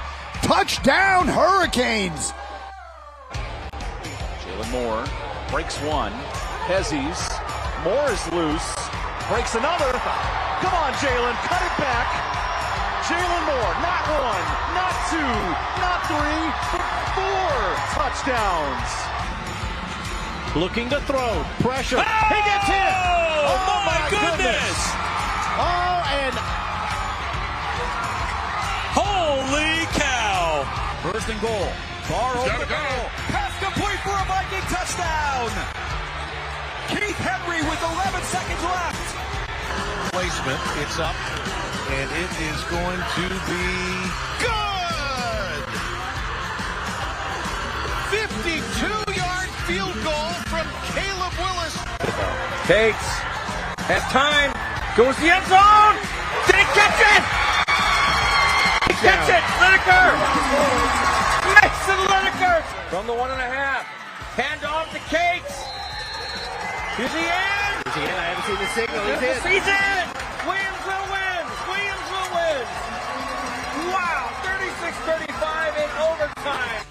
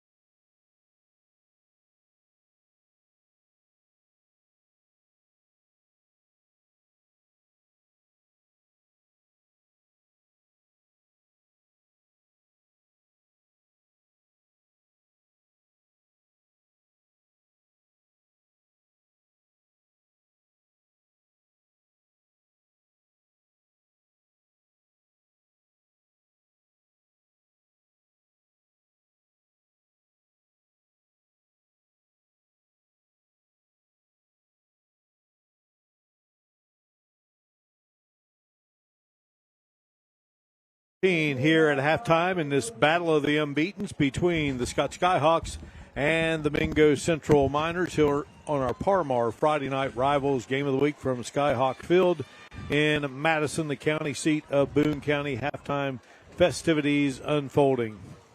Friday night lights, and been a lot of scoring done here in this first half. The jubilant seniors congratulating each other for making the court. Well, the scoring started with the Skyhawks as Matt Fry got in. Good defense here. And then check out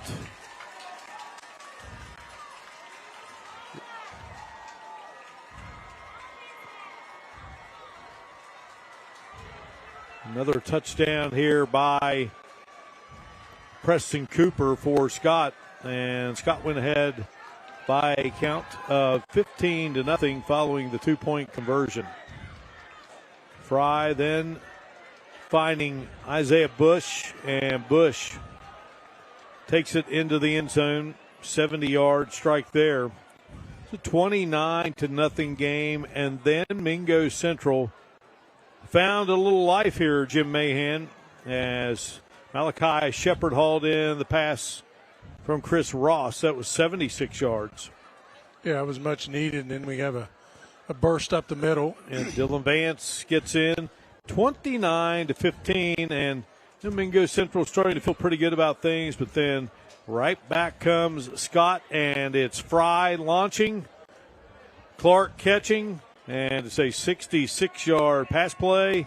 And just like that, Scott back on top, 36-14. Congratulations to Alan Lynn and Josie Barker, the king and queen here for homecoming 2023 on the campus of Scott High School. Matt Fry, there, number 7, the outstanding quarterback for the Skyhawks. He was part of that homecoming court. So here are some stats from the first half, Jim, and Mingo Central's got the ball longer, a few minutes, 3 minutes longer when the quick strike capability of the Skyhawks. One of the things, I think, obviously the thing that pops out is 259 in the first half from Fry in passing yards. That's just really just top level mark, really good. And also over the century mark in the run game. So we'll see what the Miners can do here in the second half. Can they make it a game? Thought they were on the verge of doing that, but at the moment they are staring at the deficit of 36-14. They'll probably just need to set the tempo this third quarter, try to get out here and march that ball down the field. And the thing that they need to do is try to limit the time that Scott has the ball. Of course, like we looked at earlier there, they only had 10 minutes of possession in that first half, but they still managed 36 points. So I don't think it really matters how long they have it. It matters that, as quick strike as they are. All right, let's head down to Hannah Klein. Hannah, take it away. Well, Coach, getting points on that scoreboard right before the half, what adjustments do you need to make into the second part? No, we just need to make plays. I think we had plays set up to be successful, and we dropped our opening touchdown, and we get down in the red zone, we shoot ourselves in the foot. But our kids have never been in adversity like this, and it's a great tool.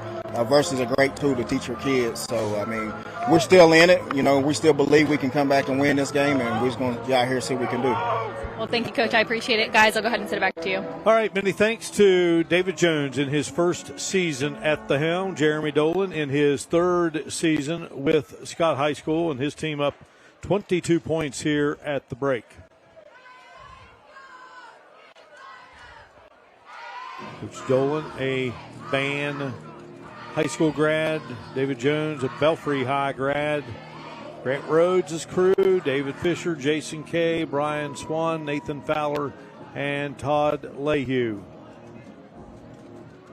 Outstanding crew, and second week we've had these gentlemen with our Parmar Friday night rivals game of the week. Appreciate all of you joining us for the Huntington Mall halftime report. So tonight's game between Scott and Mingo Central is being sponsored in part by your Parmar stores. If you don't have a Parmar store near you now, you will soon. Mingo Central will get the football to start this second half. Our OVP Health Kickoff, formerly Ohio Valley Physicians, in business since 1999.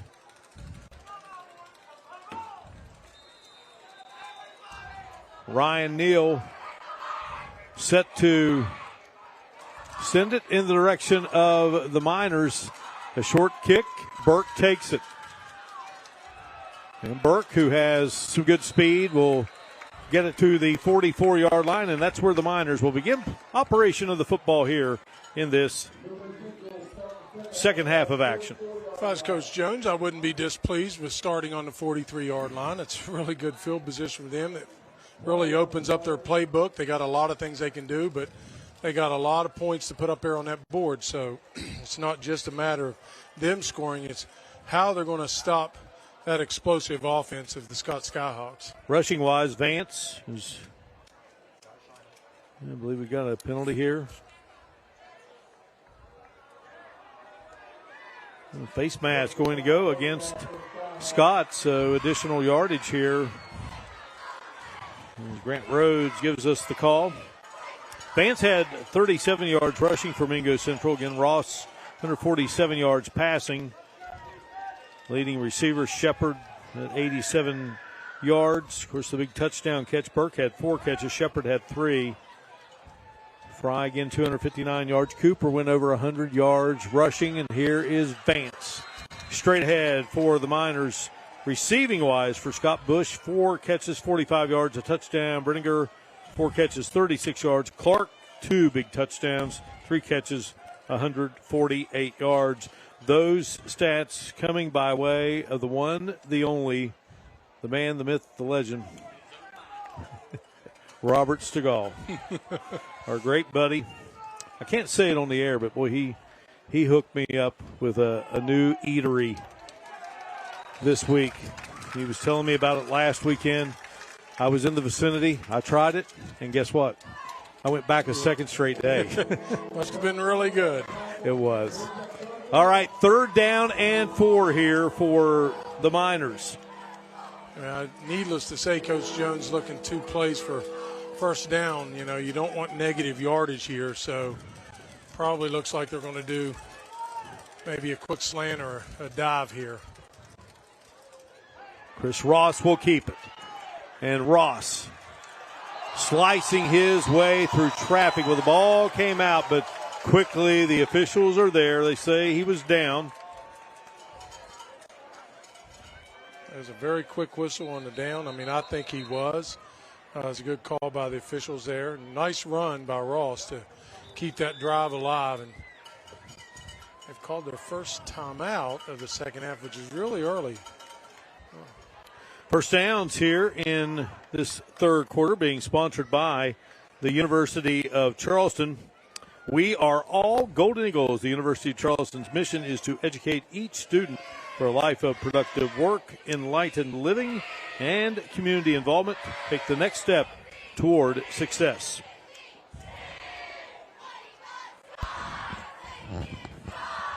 Mingo Central defeated Scott in 2014, 55-7. It was 62-12 in 2015, 48-20 in 2016, 52-0 in 2017, 58-6 in 2018, and 2019 it was 52-7. Scott finally won last year 34-6, so none of the games, Jim, this is about as close as it's been. Well, I'm sure that Mingo, Scott was tired of them putting a big 5-0 spot on him, so I think there's a little bit of payback here at 36 at 10:40 to go in the third. Fresh set of downs was so important this drive here for Mingo Central. Yeah, it's really important they put this ball in the end zone. Had shaved that deficit only to watch Scott hit a big play right before the half. Vance takes the football, and Vance does a nice job of advancing. Yeah, good job of keeping his feet moving there on the inside and make positive 4 or 5 yards, plus they keep the clock running. The The point that Coach Jones probably told his kids at halftime, let's control the ball. Let's see if we can get us a turnover. Control the ball some more. Now we're within a score. So that's what they're trying to do, is methodically run that clock down. But if Scott doesn't have the ball, they can't score. Logan Hurley, J.C. Lester, Chaz Wayne, Riley Hatfield, Gary Pope. Those are the guys blocking up front. Here's Ross, and Ross is taken down. Good job sneaking through there. Ty Mitchell with the tackle. Yeah, the jokester came through and got him a TFL. Nice job by him. Father, a member of the coaching staff. I still believe Coach Jones is looking at two plays for a first down. He certainly doesn't want a field goal. That doesn't seem to keep up the pace here, at least in the first half, in terms of scoring. Third down play coming up here for Mingo Central. Trailing by 22. Ross across the middle, and the catch is made. Burke will score. A nice pattern by Burke. And a good ball by Ross. Can't take anything away from that. We caught him on stride. Nice lean in over the goal line. I'm sure they'll go for two. Well, you knew at halftime, David Jones, the message was, guys, we got the ball. We got to punch it in. They do there, and now we'll see what they do here on the extra point situation. Marshall University, our touchdown sponsor. They'll go for two, try to make it a 14-point game.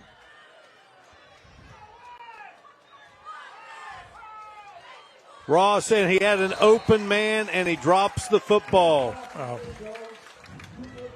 Man, Shepard. The sure hands of Shepard. Here's another look at the TD. Yeah. Burke does a great job getting in. Still a 16-point edge for the Skyhawks over the Miners on F&R from Madison.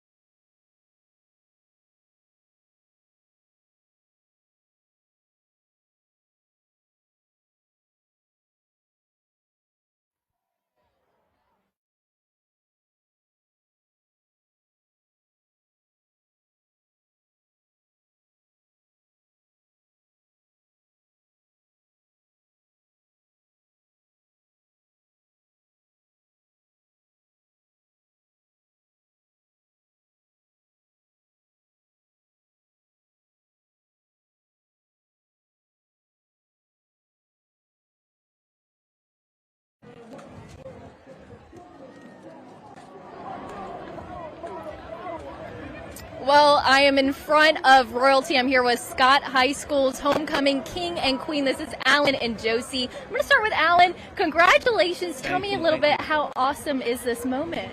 Oh, it's great. You know, this is something you only experience once in a lifetime. And, you know, seeing all these fans out here, people that support you and love you, it's so heartwarming. It's awesome. It's amazing. You know, you'll never forget this moment. There's something that lives on with you forever. Well, congratulations. Let's go over to Josie now. Josie, tell me a little bit. Describe that moment when you received that crown. Well, first I'm going to talk about whenever he got it. I was so happy for him because, like, I expected him to win. And then they called my name, and I was like, oh, no, I have to walk up there in these shoes because my feet are killing me. And we just took all the pictures, and then everybody comes and congratulates us because we're all friends, and that's just something that I loved about it. We were happy with whoever won.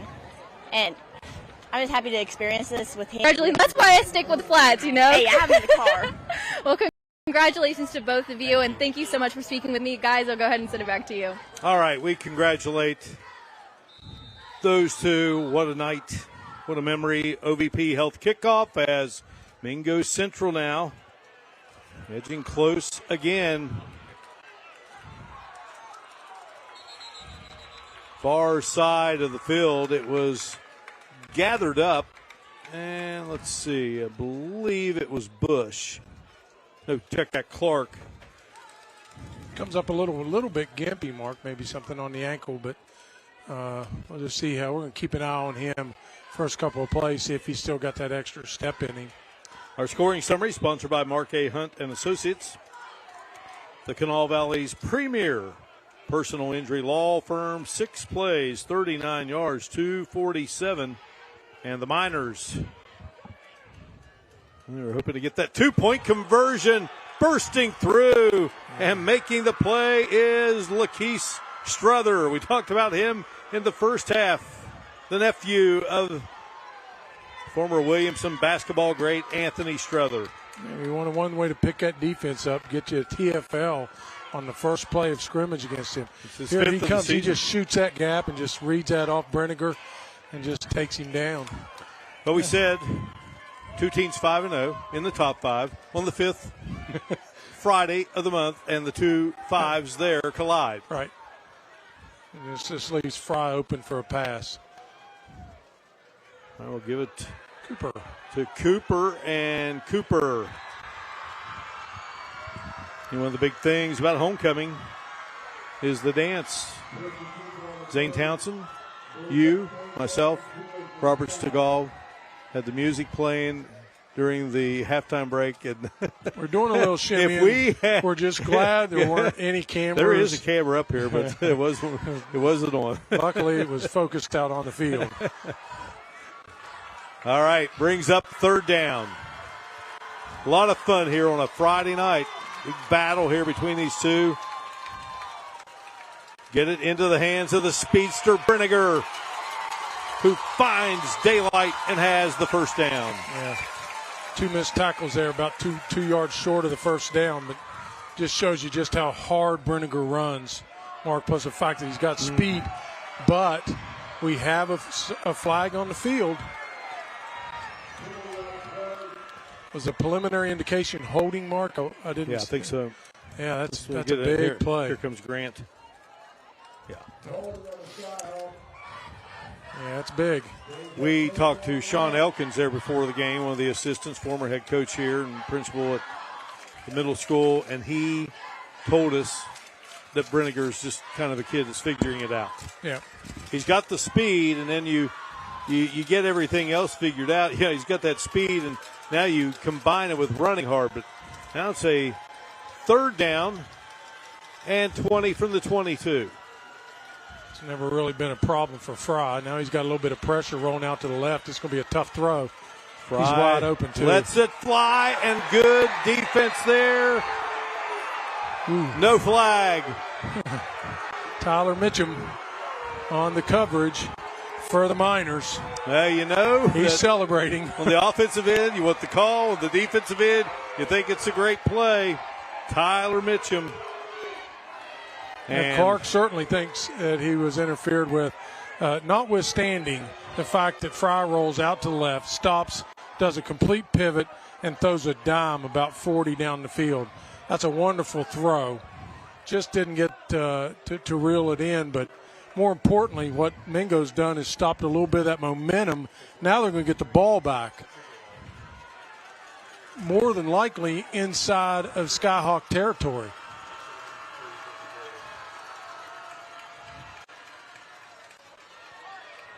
Ball booted away, picked up by Shepard. And Shepard lunges ahead to around the 50. And we got a flag coming out, and I'm not sure here, Jim, but this could go against Scott. It got a little chippy there. There was a play, and then there was a block after Shepard had made his initial lunge, and then the side judge came in. So this might be something, a little extracurricular activity on the Skyhawks, which will put Mingo in really good field position. It appeared that Tegan Hackney had gone down. Well, nope. Well, they called this one against the Miners. It's a good job on the crew, the fact that they want to control this game. They want to make sure that these kids don't get out of hand, and that's the right call. You don't want something extracurricular happening behind the play that can make the game get ugly the later it goes. So the fact that they called it now is a good thing. Yeah, I'm not sure what happened there. Kind of, you see a Mingo Central player down, you maybe think, but didn't see how it all developed. Yeah, they obviously saw something from their vantage point that looked like a no-no. That's consequently the flag came out. So Ross sets up at his 34, 1st and 10.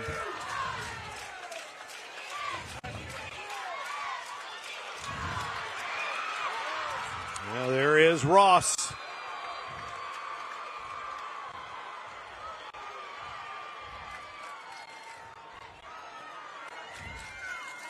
It was a nice run by Shepard, Malachi Shepard, off the left side. Actually, I stand corrected. It was Aiden Burke, the sophomore, with a nice run off the left side and very shifty running there. Now they got another flag. And the last thing you want in a game like this is for it to become a flag fest. It's a really interesting flag. It's thrown well before. Oh, okay, sideline warning. Sideline warning for Scott.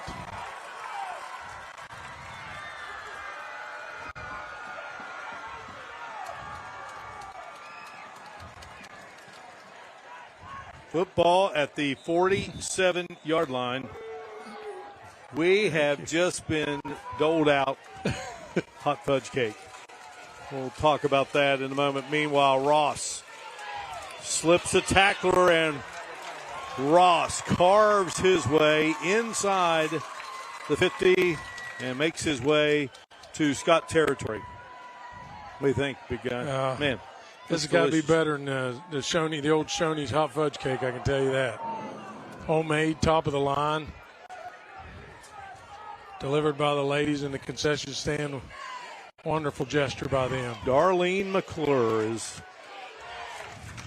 former teacher at Scott High School. She handles the pregame meals for the Skyhawks, and how sweet for them to bring that up to us. Tough job. Somebody's got to do it. Ross with a tough job trying to get the first down. A little bit shy, but it's 3rd and short. Mark, you're going to partake first, and then I'll go after you. Give it a shot, and you give it a rating, and then I'll give it a rating. Of course, it's a warm night. You know, it's going to melt. You got to take it while you have the opportunity. I mean, we're not dealing with November weather, so do it when you can, right? 3rd down, 1.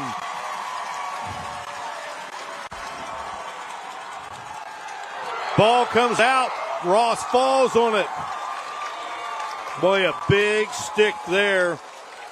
They gave the football to Lovett. We were talking about how impressive Lovett is put together. And the big guy got the handoff, but he got licked, and the ball came squirting out. And you see here we have a pretty good hand. Not really, didn't have total security of it. Got a really nice stick there in the middle for the defender for the Scott. It was Ty Mitchell. Now we're looking at 4th and long, and then obviously Mingo has no desire to punt it away to him.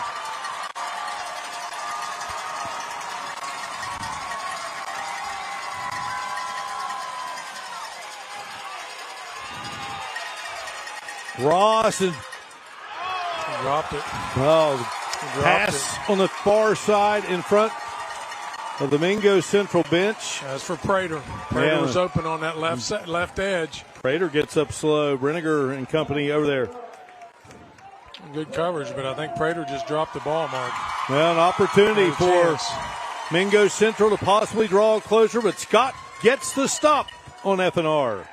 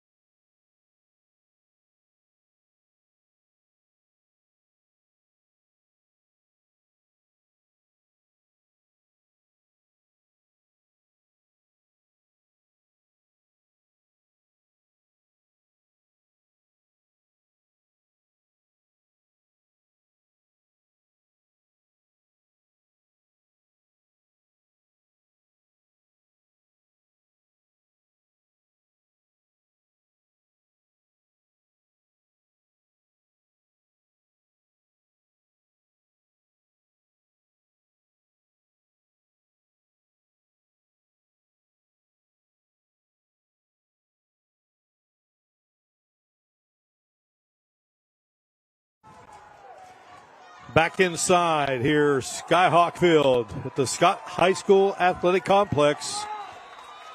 Skyhawks take over, leading at 36-20. Game that's 2.5 hours old here, homecoming night. And the handoff to Cooper. You just see how hard Cooper runs, Mark. He has a defender on him at the line of scrimmage and still drags him for three. So great job of running there by Cooper. Tegan Hackney in on the stop. I think you're going to see a lot more control out of this Skyhawk offense. They're going to try to grind it out and shorten this game as much as they can. Fry will fling it out there, and boy, what a moves being made. Clark, he just likes to tap dance on that right side. I think he was watching us there in the booth earlier. He was on that 4x1 team, Jim. I know you being a 5-time state championship track and field coach, you can relate. Yeah, he's over on that right side, and he just takes a step, comes back, goes to the left, takes another jab step, back to the right again. Getting ready for that homecoming dance tomorrow night. Yeah, he's quick of feet. First down sponsored by the University of Charleston, so a fresh set of downs here for Scott. Preston Cooper, well, they made initial contact, but he wasn't just going to stop there. Muncie made the stop for Mingo. Yeah, Tegan Hackney had him in the background, or in the backfield, and he just couldn't secure it. We got an injured minor on the field. Taquise Strother is down. It looks like they're going to tend to him. That might be a cramp, Mark.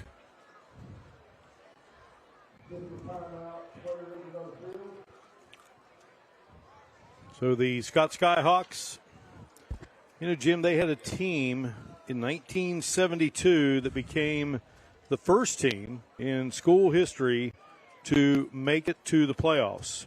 That was 1972. So they did it this fall. So 51 years later, they honored that 72 squad, and there they are.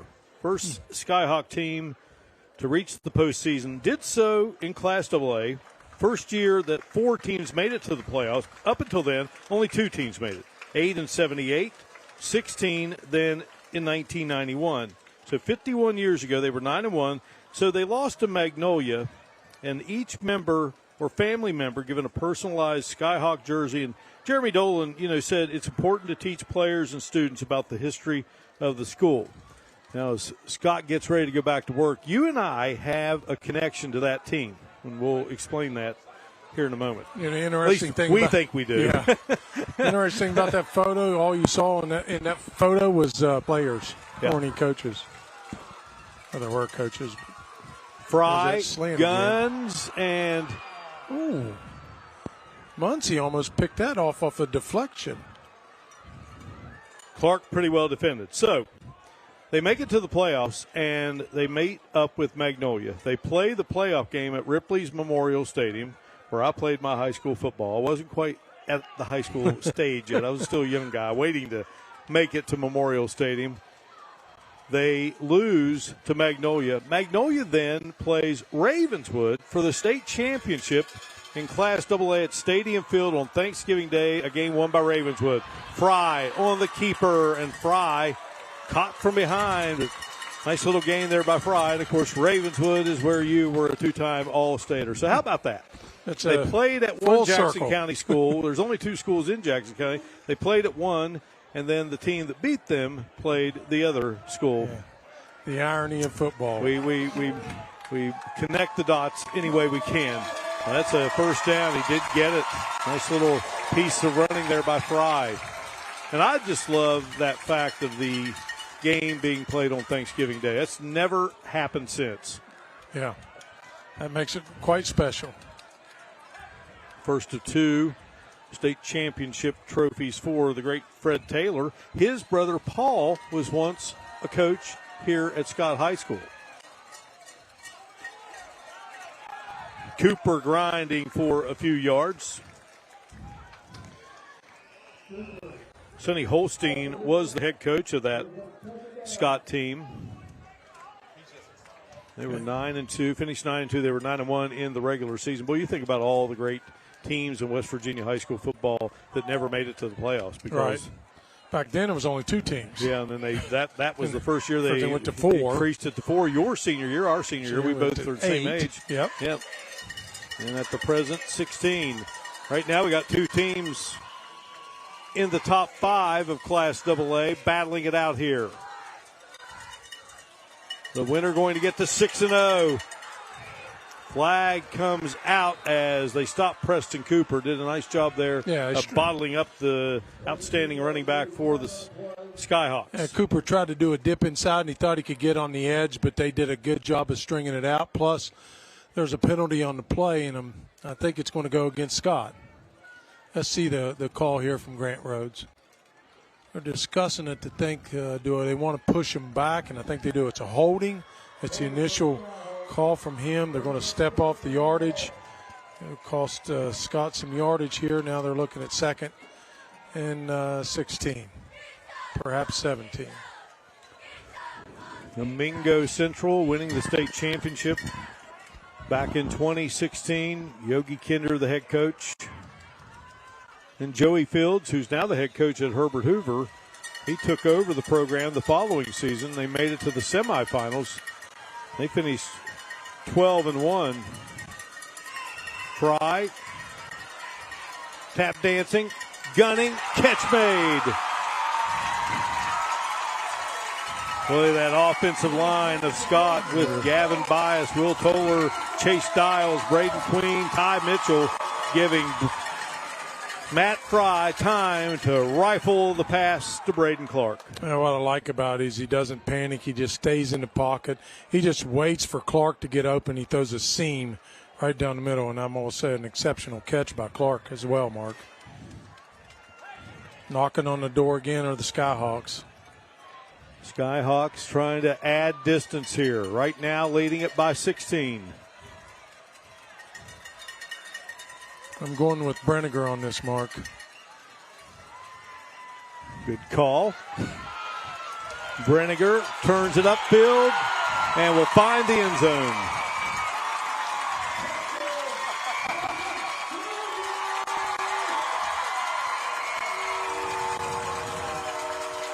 Our touchdown sponsored by Marshall University. At Marshall University, our mission is to provide a quality and innovative education to improve the health and well-being of the individual, family, community, and global society. We are Marshall. You know, the sad part for those opponents, Brenninger's a junior. He'll be back next year. Strother down on the field, Mark. I think still, again, they took him out earlier. It's cramps, I'm pretty sure, the way they're treating him. So they just get him some fluid, get him back out there. Gives us time to bring you our scoring summary, sponsored by Mark A. Hunt and Associates, the Kanawha Valley's premier personal injury law firm. 8 plays, 50 yards, 3:03 off the clock. And it's a tough deal for Mingo Central. They have had some chances to whittle into the lead, and even though they have some, they just haven't been able to get over the hump the way they'd like. And they're looking at getting it to 14. They didn't get the 2-point conversion, and then they got the ball back, but couldn't capitalize off of it. Nope. I think Coach Jones is looking at some, detailed things like looking the ball in. They missed a couple of easy drops they should have had. Some tackles they should have had in the open field. So these are things they can clean up as the season goes on.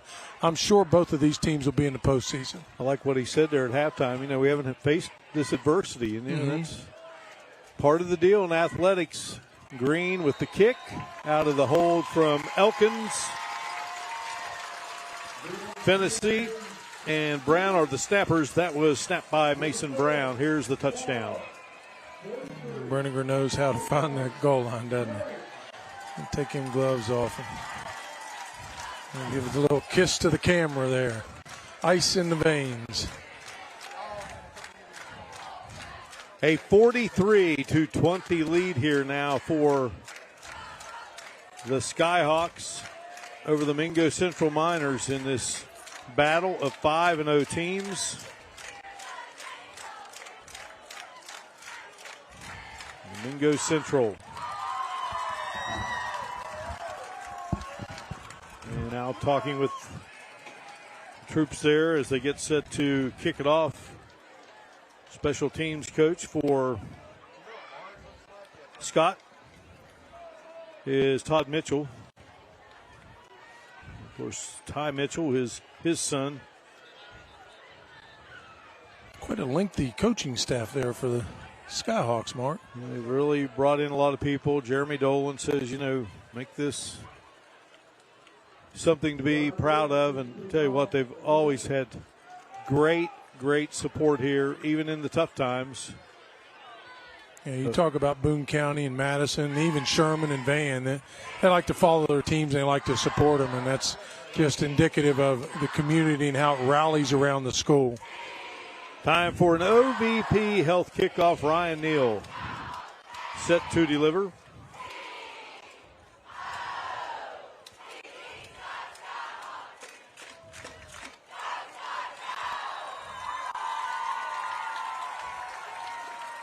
Shepard is back deep.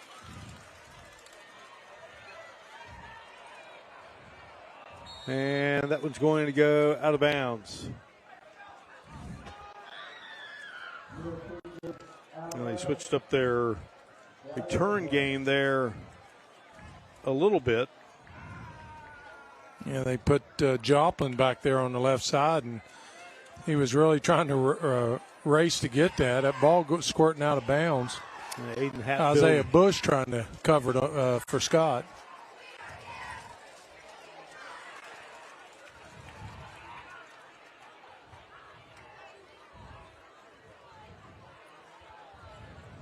Grant Rhodes giving us the call there, so it will be Mingo Central starting it out here, and Hannah Klein with that T-shirt gun. Sponsor is Poca Valley Bank.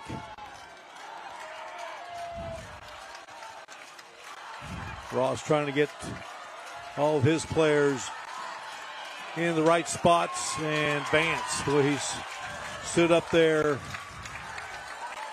Not much there in the way for Vance as he ran into that brick wall of Gabe Sparks, a junior. So our T-shirt gun sponsor, Poca Valley Bank. Poca Valley Bank leverages the value of your home and explores all the possibilities of the Poca Valley Bank Home Equity Line of Credit. Poca Valley Bank, where relationships matter. A lot of relationships here in the community of Madison, Boone County.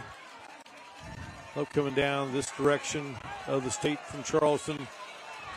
For all games, certainly F&R games, Vance gets the call.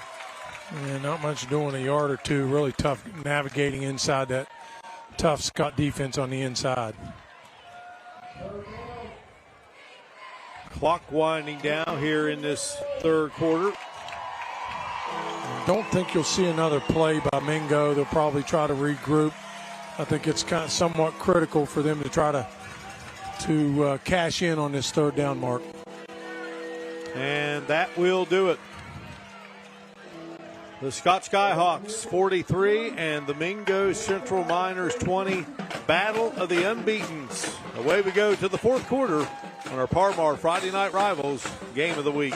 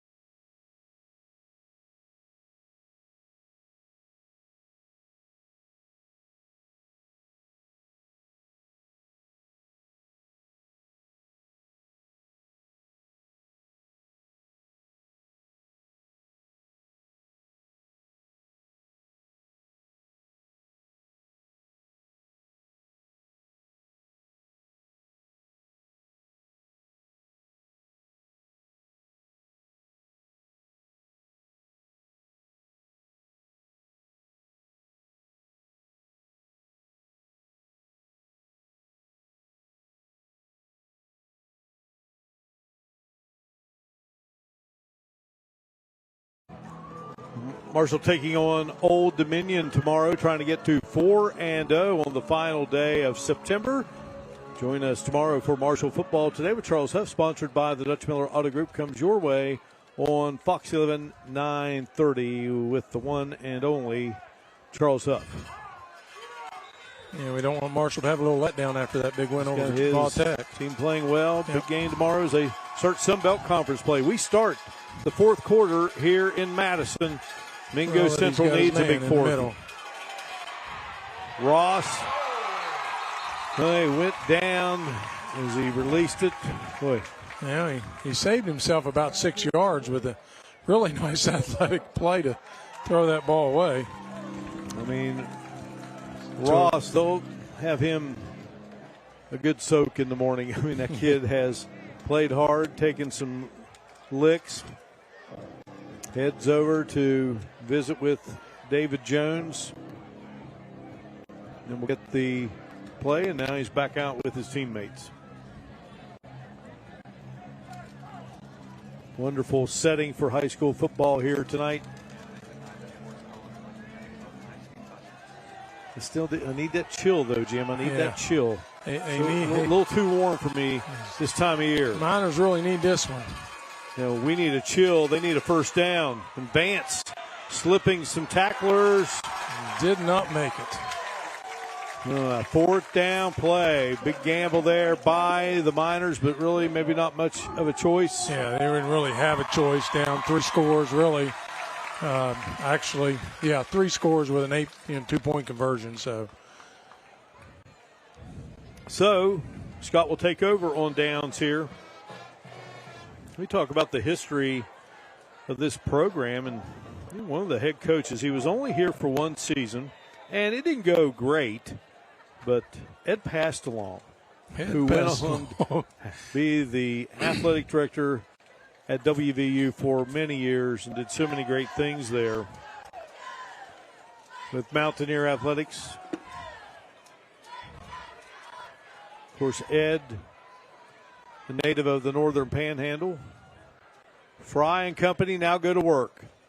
Looking for Clark. There's that slant. Fry, boy. Oh, how about that? Yeah, that's going to be a face mask. Yeah, he got a little bit of that.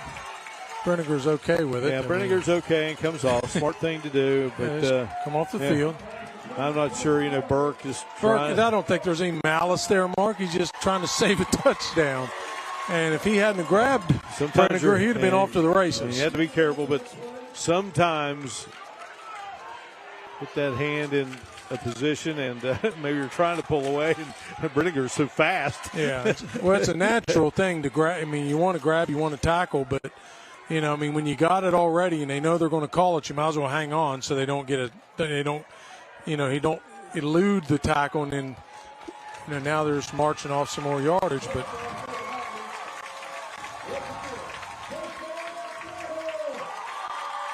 they'll give Scott a first down. First down's here in this fourth quarter. Sponsored by Optimum.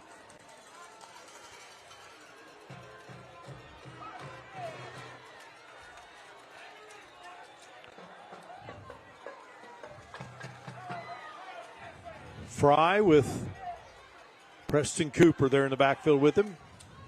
Fry wants to throw, uncorks it, and the catch will be made. Clark makes the snag.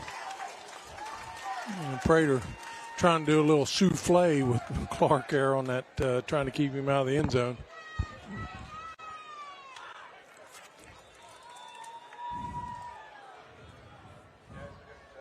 You remember earlier, Mark, you were reeling off those scores at Mingo Central, 62, 52, 52, 55, 58. I think some of that has been embedded a little bit into the memory banks of these Scott Skyhawks, and they're on the doorstep of closing in on the half-century mark here against the Miners.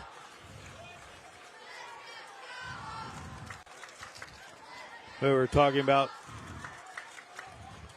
Ed Pastelong. He went on to coach in college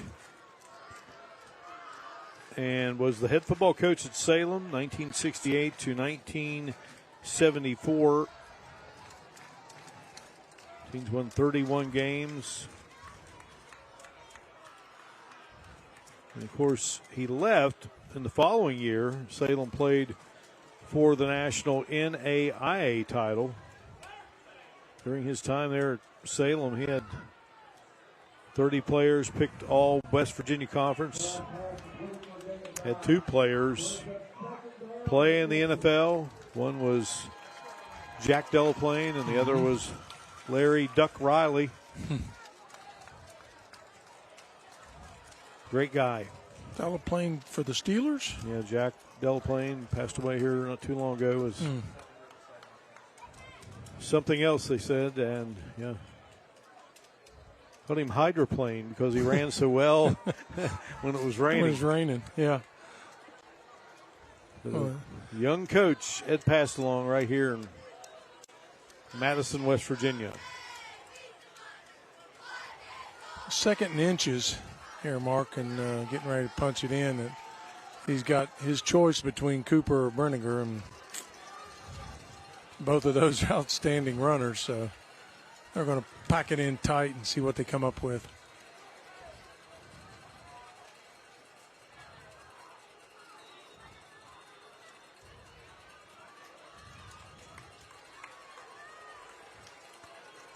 Fry awaits the snap from Chase Dials. Fry throws, open man. Found the tight end, McCarty. Yep.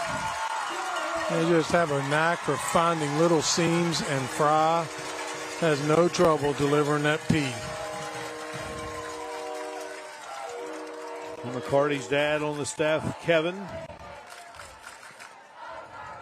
So Elkins will head out and be the holder.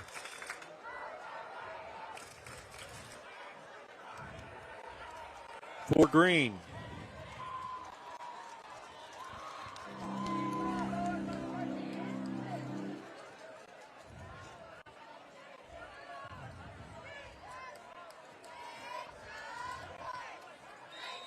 Kick is up, and the kick is good. Hooked it in. There's a replay. You see Fry rolls out. He does that fake off to Brenninger, gives him a little bit of time with the linebackers. Stands up there real nice and just fires a dart right into McCartney. Yeah, homecoming night here, and a lot to celebrate. If you are a Scott Skyhawk, our scoring summary sponsored by Mark A. Hunt and Associates, the Kanawha Valley's premier personal injury law firm. 3 plays, 43 yards, just 50 seconds off the clock. Mark, I've seen a lot of quarterbacks in high school come and go, and I've studied a lot of the mechanics and the footwork, and I want to say this about Matt Fry.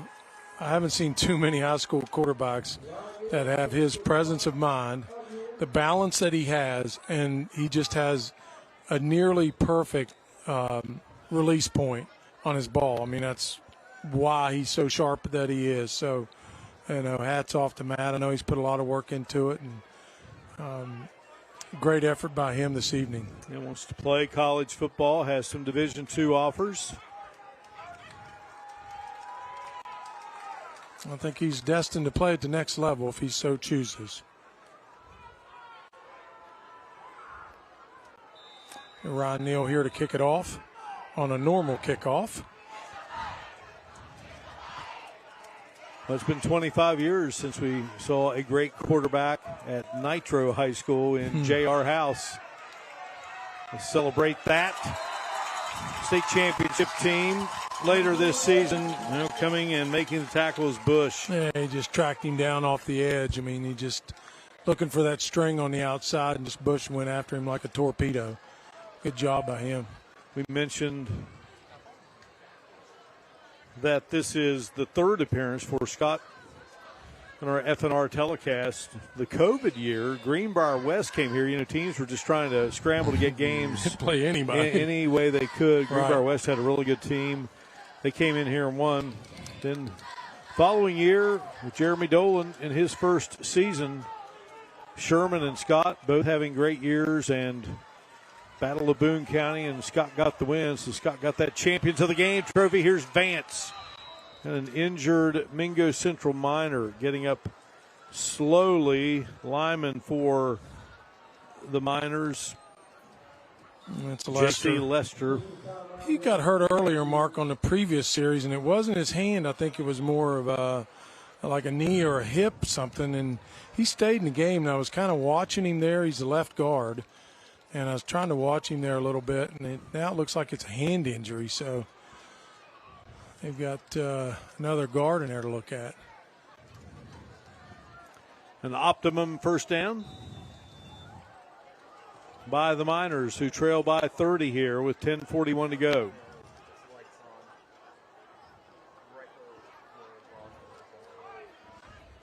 Mingo Central is down 29 in the first half. They closed within 2 touchdowns. Knew they were going to get the ball to start the second half, but they gave up that late touchdown right before the break, and trailing by 3 scores going into the locker room. They came out and they scored. It's just been an uphill climb as Scott scored early in this game. Didn't take them long, and they've been in the driver's seat ever since. Fry on a 3-yard touchdown run. Of course, Cooper had the big rip to get it all going, and that was just a 3-play, 76-yard drive. Didn't even take a minute. and Scott was on the scoreboard. Yeah, you take it, really, Mark, as you mentioned earlier, if you go back to that play right before half, somehow if Mingo could have stopped them, they get the ball and they come down and they score. We got a one-score game instead of a two-score game, and then that changes the whole mentality of how you call a game as a coach. Tough grinding in there on the edge. You're going to have to find a way to get Ross released with some of those wide outs and spread that field out a little bit. Mentioned the Mingo Central with that great game at Sissonville. They had to fend off the Indians, who stormed back in that contest. They were down 20 in that game, and that had been our greatest F&R comeback until Hurricanes wiping out a 25-point deficit. Ball tapped, intended for Burke. Mingo Central winning it all in 2016. Yogi Kinder's last season at the helm. Yogi was a championship coach at Mate One. Then when the school was consolidated, he was the logical choice to take over at the new school. 2011 is when it opened. And it's up there on the mountain. Kind of hard to script going out any better than that, isn't it, Mark? 14-0. And the next year, Joey Fields was the head coach, and they won 12, finished 12-1.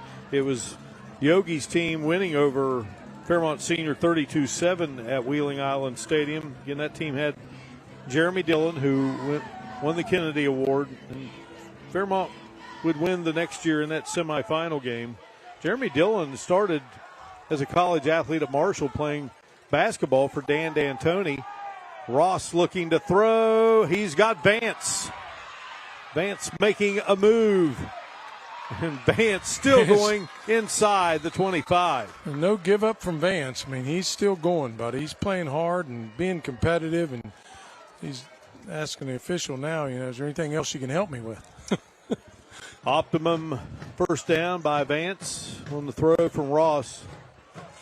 But take a look at it, Jim. Yeah, really nice toss here by Ross to Vance, and then he just uses nice footwork you see here. He's just not going to give up. There's 1, 2, 3, still going. Finally gets tripped up and dives ahead as far as he can. No quit out of him.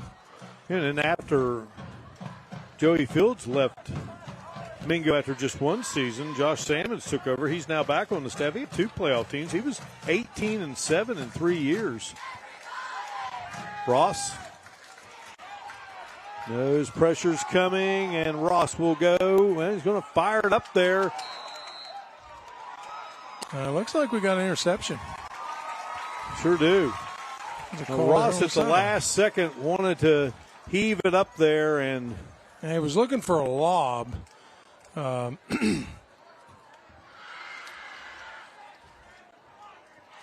sure if looking for a lob over here to Shepard, I think. Blocking the back. That's declined. That's off of that interception, so it's 1st and 10 for Skyhawks. But you see here, he rolls out to the right. He's looking for Shepard. There's that block in the back there.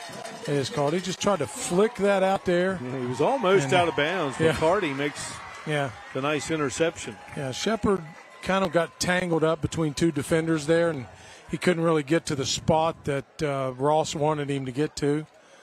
So Scott takes over deep in their own territory, but they do stop a threat from the Miners. We were discussing Jeremy Dillon. He started with Dan D'Antoni in the Herd basketball program. Then he switched to football at West Virginia State. Now he's back to basketball. He's at U-Pike. David Jones coached at U-Pike under Dudley Hilton and other. Think about that. He played for Phil Haywood, a Kentucky coaching legend, and then coached with another Kentucky coaching legend in Dudley Hilton. Hilton had coached for many years at the high school level and got that U-Pike program going. Dudley Hilton coached many years at Bell County. Some tough sledding in there from Cooper. He didn't get much on that first down mark. Of course, they're not really looking to throw that deep in their territory either. They're trying to probably play a little conservative. I mean, they are up 30 with 8:16 to go in the 4th.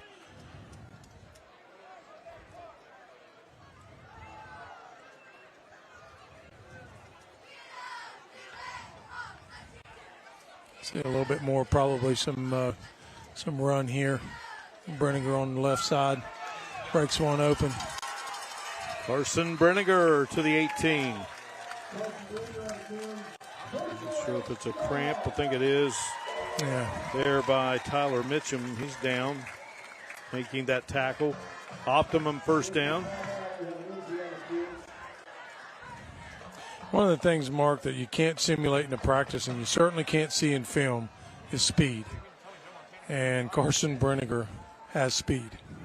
And Mingo's found that out. I mean, regardless of how they try to pursue him or how they try to contain him, that kid finds the edge or he finds a seam, and the speed takes over. And quick to the line. Chase Stiles out over the football.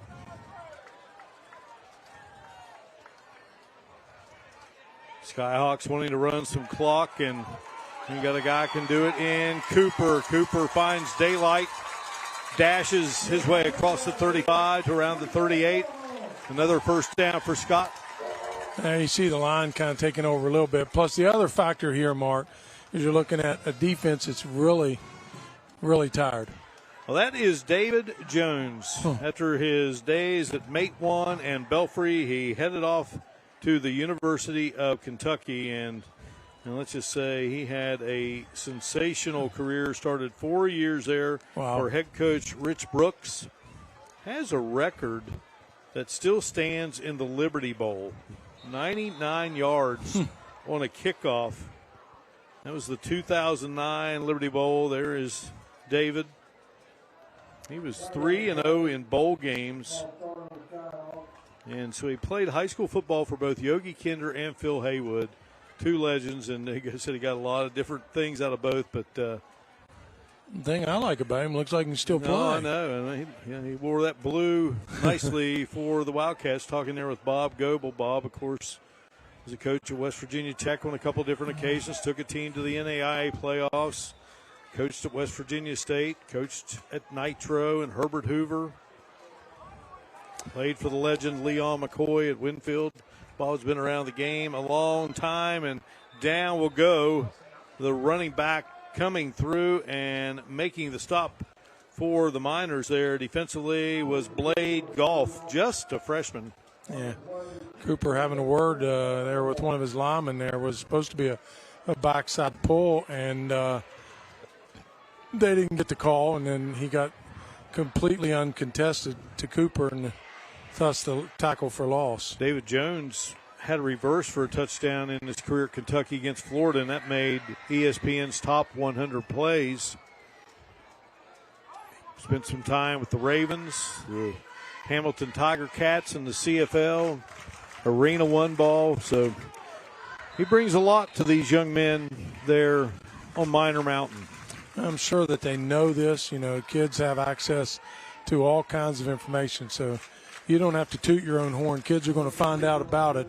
But the bigger thing, and we've talked about this many, many times, Mark, it isn't really necessarily what you know. It doesn't hurt, but really what it amounts to is how do you build those relationships with those kids? You had a good coach that did that. I had a good coach that did that, built relationships, and those last a lifetime. Well, last week, as we were saying goodbye to Mick Price doing games with us this year, we were doing the Roane County game. Matt Peary, an assistant coach there at Roane County. Roane County, by the way, winning tonight over Ripley. So they are now 6-0. Ripley falls to 0-6. And, Matt Peary said some really special things about Coach Price and what he had meant to him. And now Matt is hoping that, he can have that same impact on young men as he progresses in his coaching career. Ball intended there for Clark falls incomplete. Yeah, we got to get some of these guys in here, give them a little bit of an opportunity with 5 minutes to go, because you never know what can happen in a high school football game. You got, Fry is an exceptional quarterback. He does a good job, but anything can happen in a game. So you have to have these guys at least get a few snaps under their belt to where they could feel a little bit more comfortable if they're called to duty. And this is one of those cases. Well, tonight is Game 6 for both of these teams. Some teams may have had open dates. Maybe they haven't reached that Game 6 yet, but either way, we are on the downside of this regular season of high school football. 5 weeks to go now after tonight.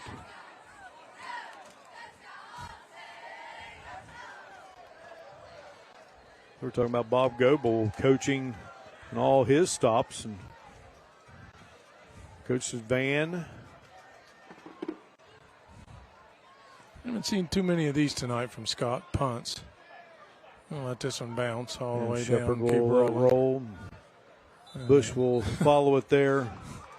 First time I met Bob Goebel, he was in Ripley actually, lifting weights with a guy named John Gattuso, who was one of our coaches there at Ripley with the late great Frank Marino. Coming up on WCHS-TV.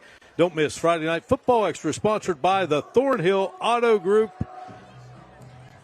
The Hall of Famer Kenny Bass, Jason Hurst, yours truly, hopefully, and our great F&F Extra crew be along with a lot of highlights.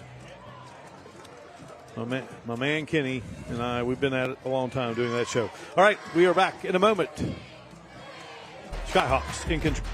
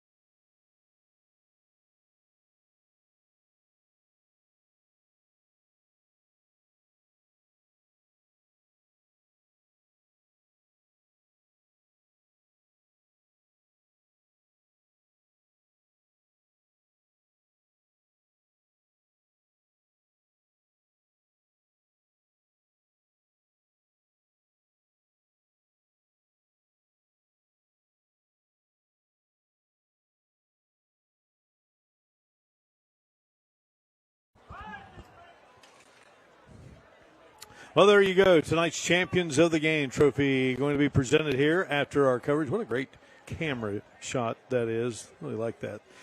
Tonight's Champions of the Game trophy, along with our Todd Judy Ford Scholar Athlete plaques, coming to us all season long from All Sport Trophies in Cedar Grove. Call them for all of your award needs at 304-539-1668. And let's see, waiting. Oh, I guess there's Dan. So we're not going to get Dan's scoop and score. Oh. That's a great shot by absolutely Garrett there. Really like that.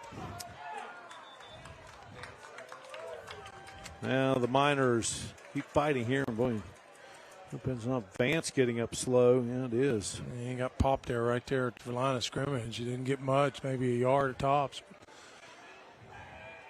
Gabe Sparks again making the stop. Well, Jim, this Scott team, you knew they had a lot of players back. They certainly, you had that great opener with Hoover, and they certainly raised some eyebrows when they kind of handled the Huskies. And then, like I said, when I saw Point Pleasant, and I'm not saying that this is the best team Dave Darce has had in a while, but just such a wonderful program. And Ross guns it, and Shepard cannot make the grab. It's going to be a pass interference call, and it's going to go against Bush. Yeah, Bush probably not happy with that, but he thinks he did a nice job on the tap-off. So a good ball by Ross. A nice throw. He throws a good ball. Ross has been impressive tonight. Yeah. Minor team will regroup.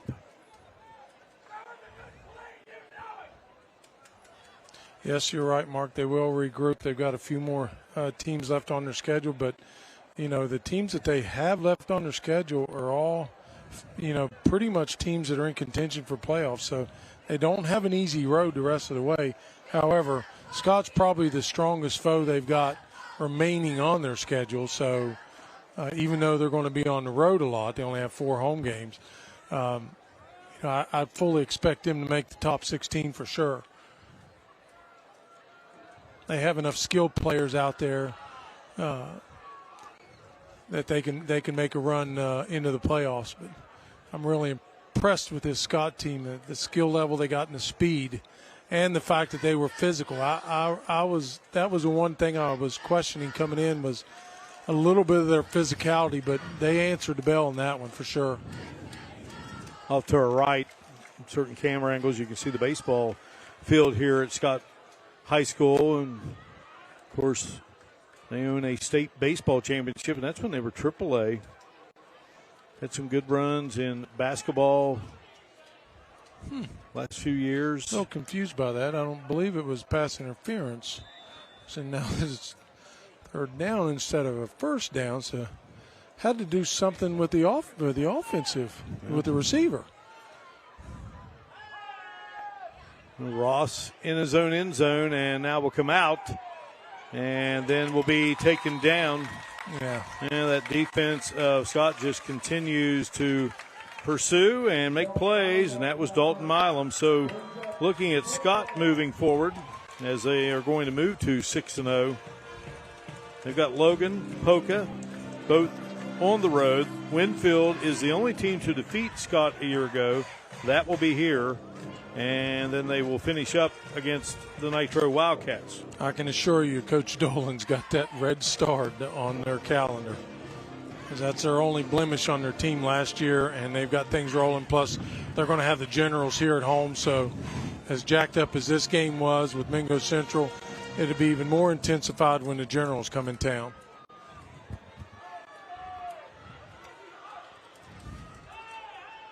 Oh, quick kick there by...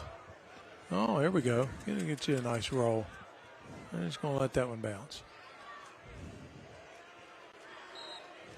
David Fennessy was watching it roll. Let's head down to Hannah Klein. Well, let's meet Patrick Hart, the Scott High School band director, also known as the sparkliest band director in the nation. Now, Patrick Hart graduated from Marshall University back in 2021. Patrick has taken the band from 14 members to 78. Now, I asked him what his secret is, and he said they need to have fun with it and have a band director that shows.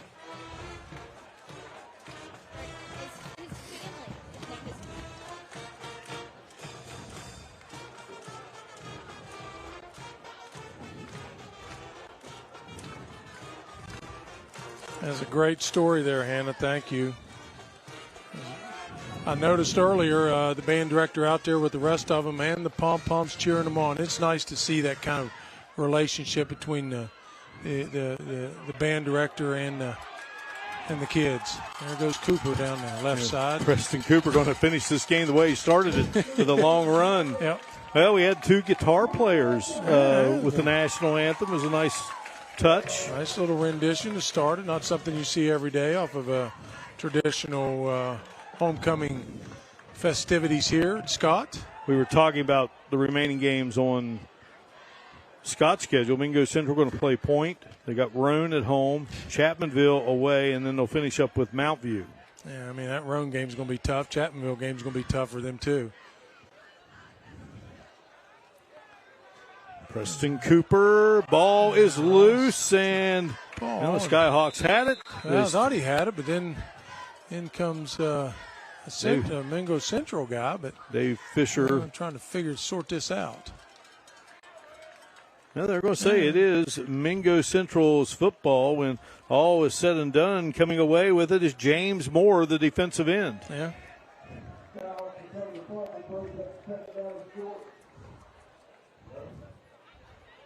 The PA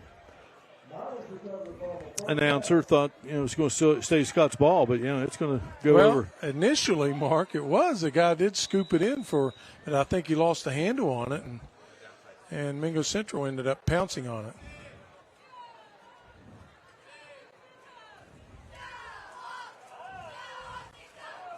What are the odds that Ross puts this one in the air? Say pretty good. Very good possibility. Last year here in Madison in the postseason, it was a 35-31 victory by the Skyhawks over East Fairmont in the opening round. And they went on the road and lost to Frankfort 41-6. Eventually, Hoover beat that Frankfort team for the right to go to Wheeling Island Stadium. Well, it's funny how it works sometimes, Jim. Herbert Hoover, they were number one, Joey Fields and company, and they drew Fairmont Senior in the opening round of the playoffs and lose on a walk-off safety. Yeah. Season over.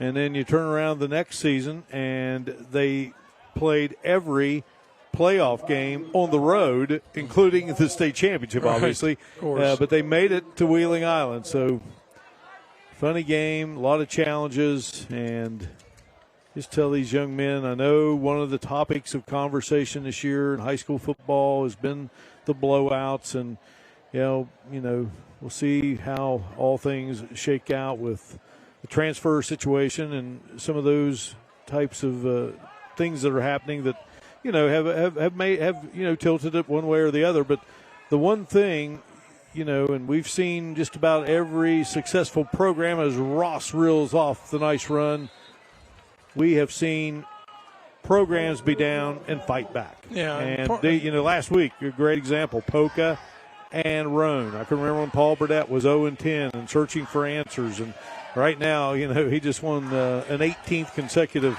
regular season game tonight against Ripley, a AAA school. Polka, they had those down years, and Seth Ramsey kept hanging, and he had a Kennedy Award winner, and they got to turn around. So, there's some teams taking the lumps. These programs have taken the lumps, right? And you just keep fighting. And like you talked earlier, there's Hoover's building those steps and trying to get ever so closer to that state championship.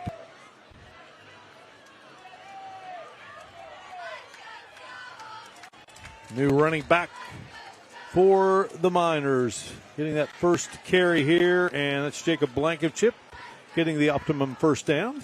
Getting a little bit of experience late in the game, but never hurts. Nice 10-yard run there. Next week we will be on Bob Lemley Field inside O.O. White Stadium. As speaking of the Polka Dots, and we'll be meeting up with Eddie Smolder and the Winfield Generals. So we're going to see Polka 2 times in the span of 3 weeks. Generally, that doesn't happen on FNR, does this year. So Seth Ramsey and company will be entertaining those Generals. Pretty good football team. Lost the opener to Hurricane, AAA rival. Winfield, the AA team. And here is the pass, and ball falls incomplete as Ross fires it in the direction of Shepard, who made a great catch earlier here tonight for a Mingo Central touchdown. Yeah, Shepard in that double coverage. He just, Ross putting it up there. There is Jeremy Dolan, 46-year-old Jeremy Dolan. Heck of a nice guy. And, 33 seconds away from improving his rank from the top 4 to perhaps the top 3. We don't know. Just depends on how it plays out this next week. Jeremy going to move to 23-6 in 3 years here as the head coach of the Skyhawks. Got a flag coming out here. Yeah, a little bit of frustration toward the end of the game. I think they felt like maybe the whistle could have stopped the play a little sooner before it got a little ugly.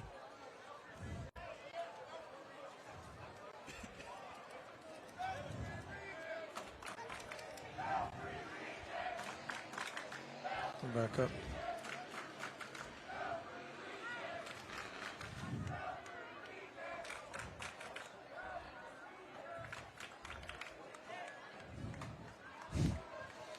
It looks like probably a horse collar. Let's see what kind of personal foul. It's a face mask against the Skyhawks. Attack on 15 as Mingo marches in toward the final few seconds of this fourth quarter.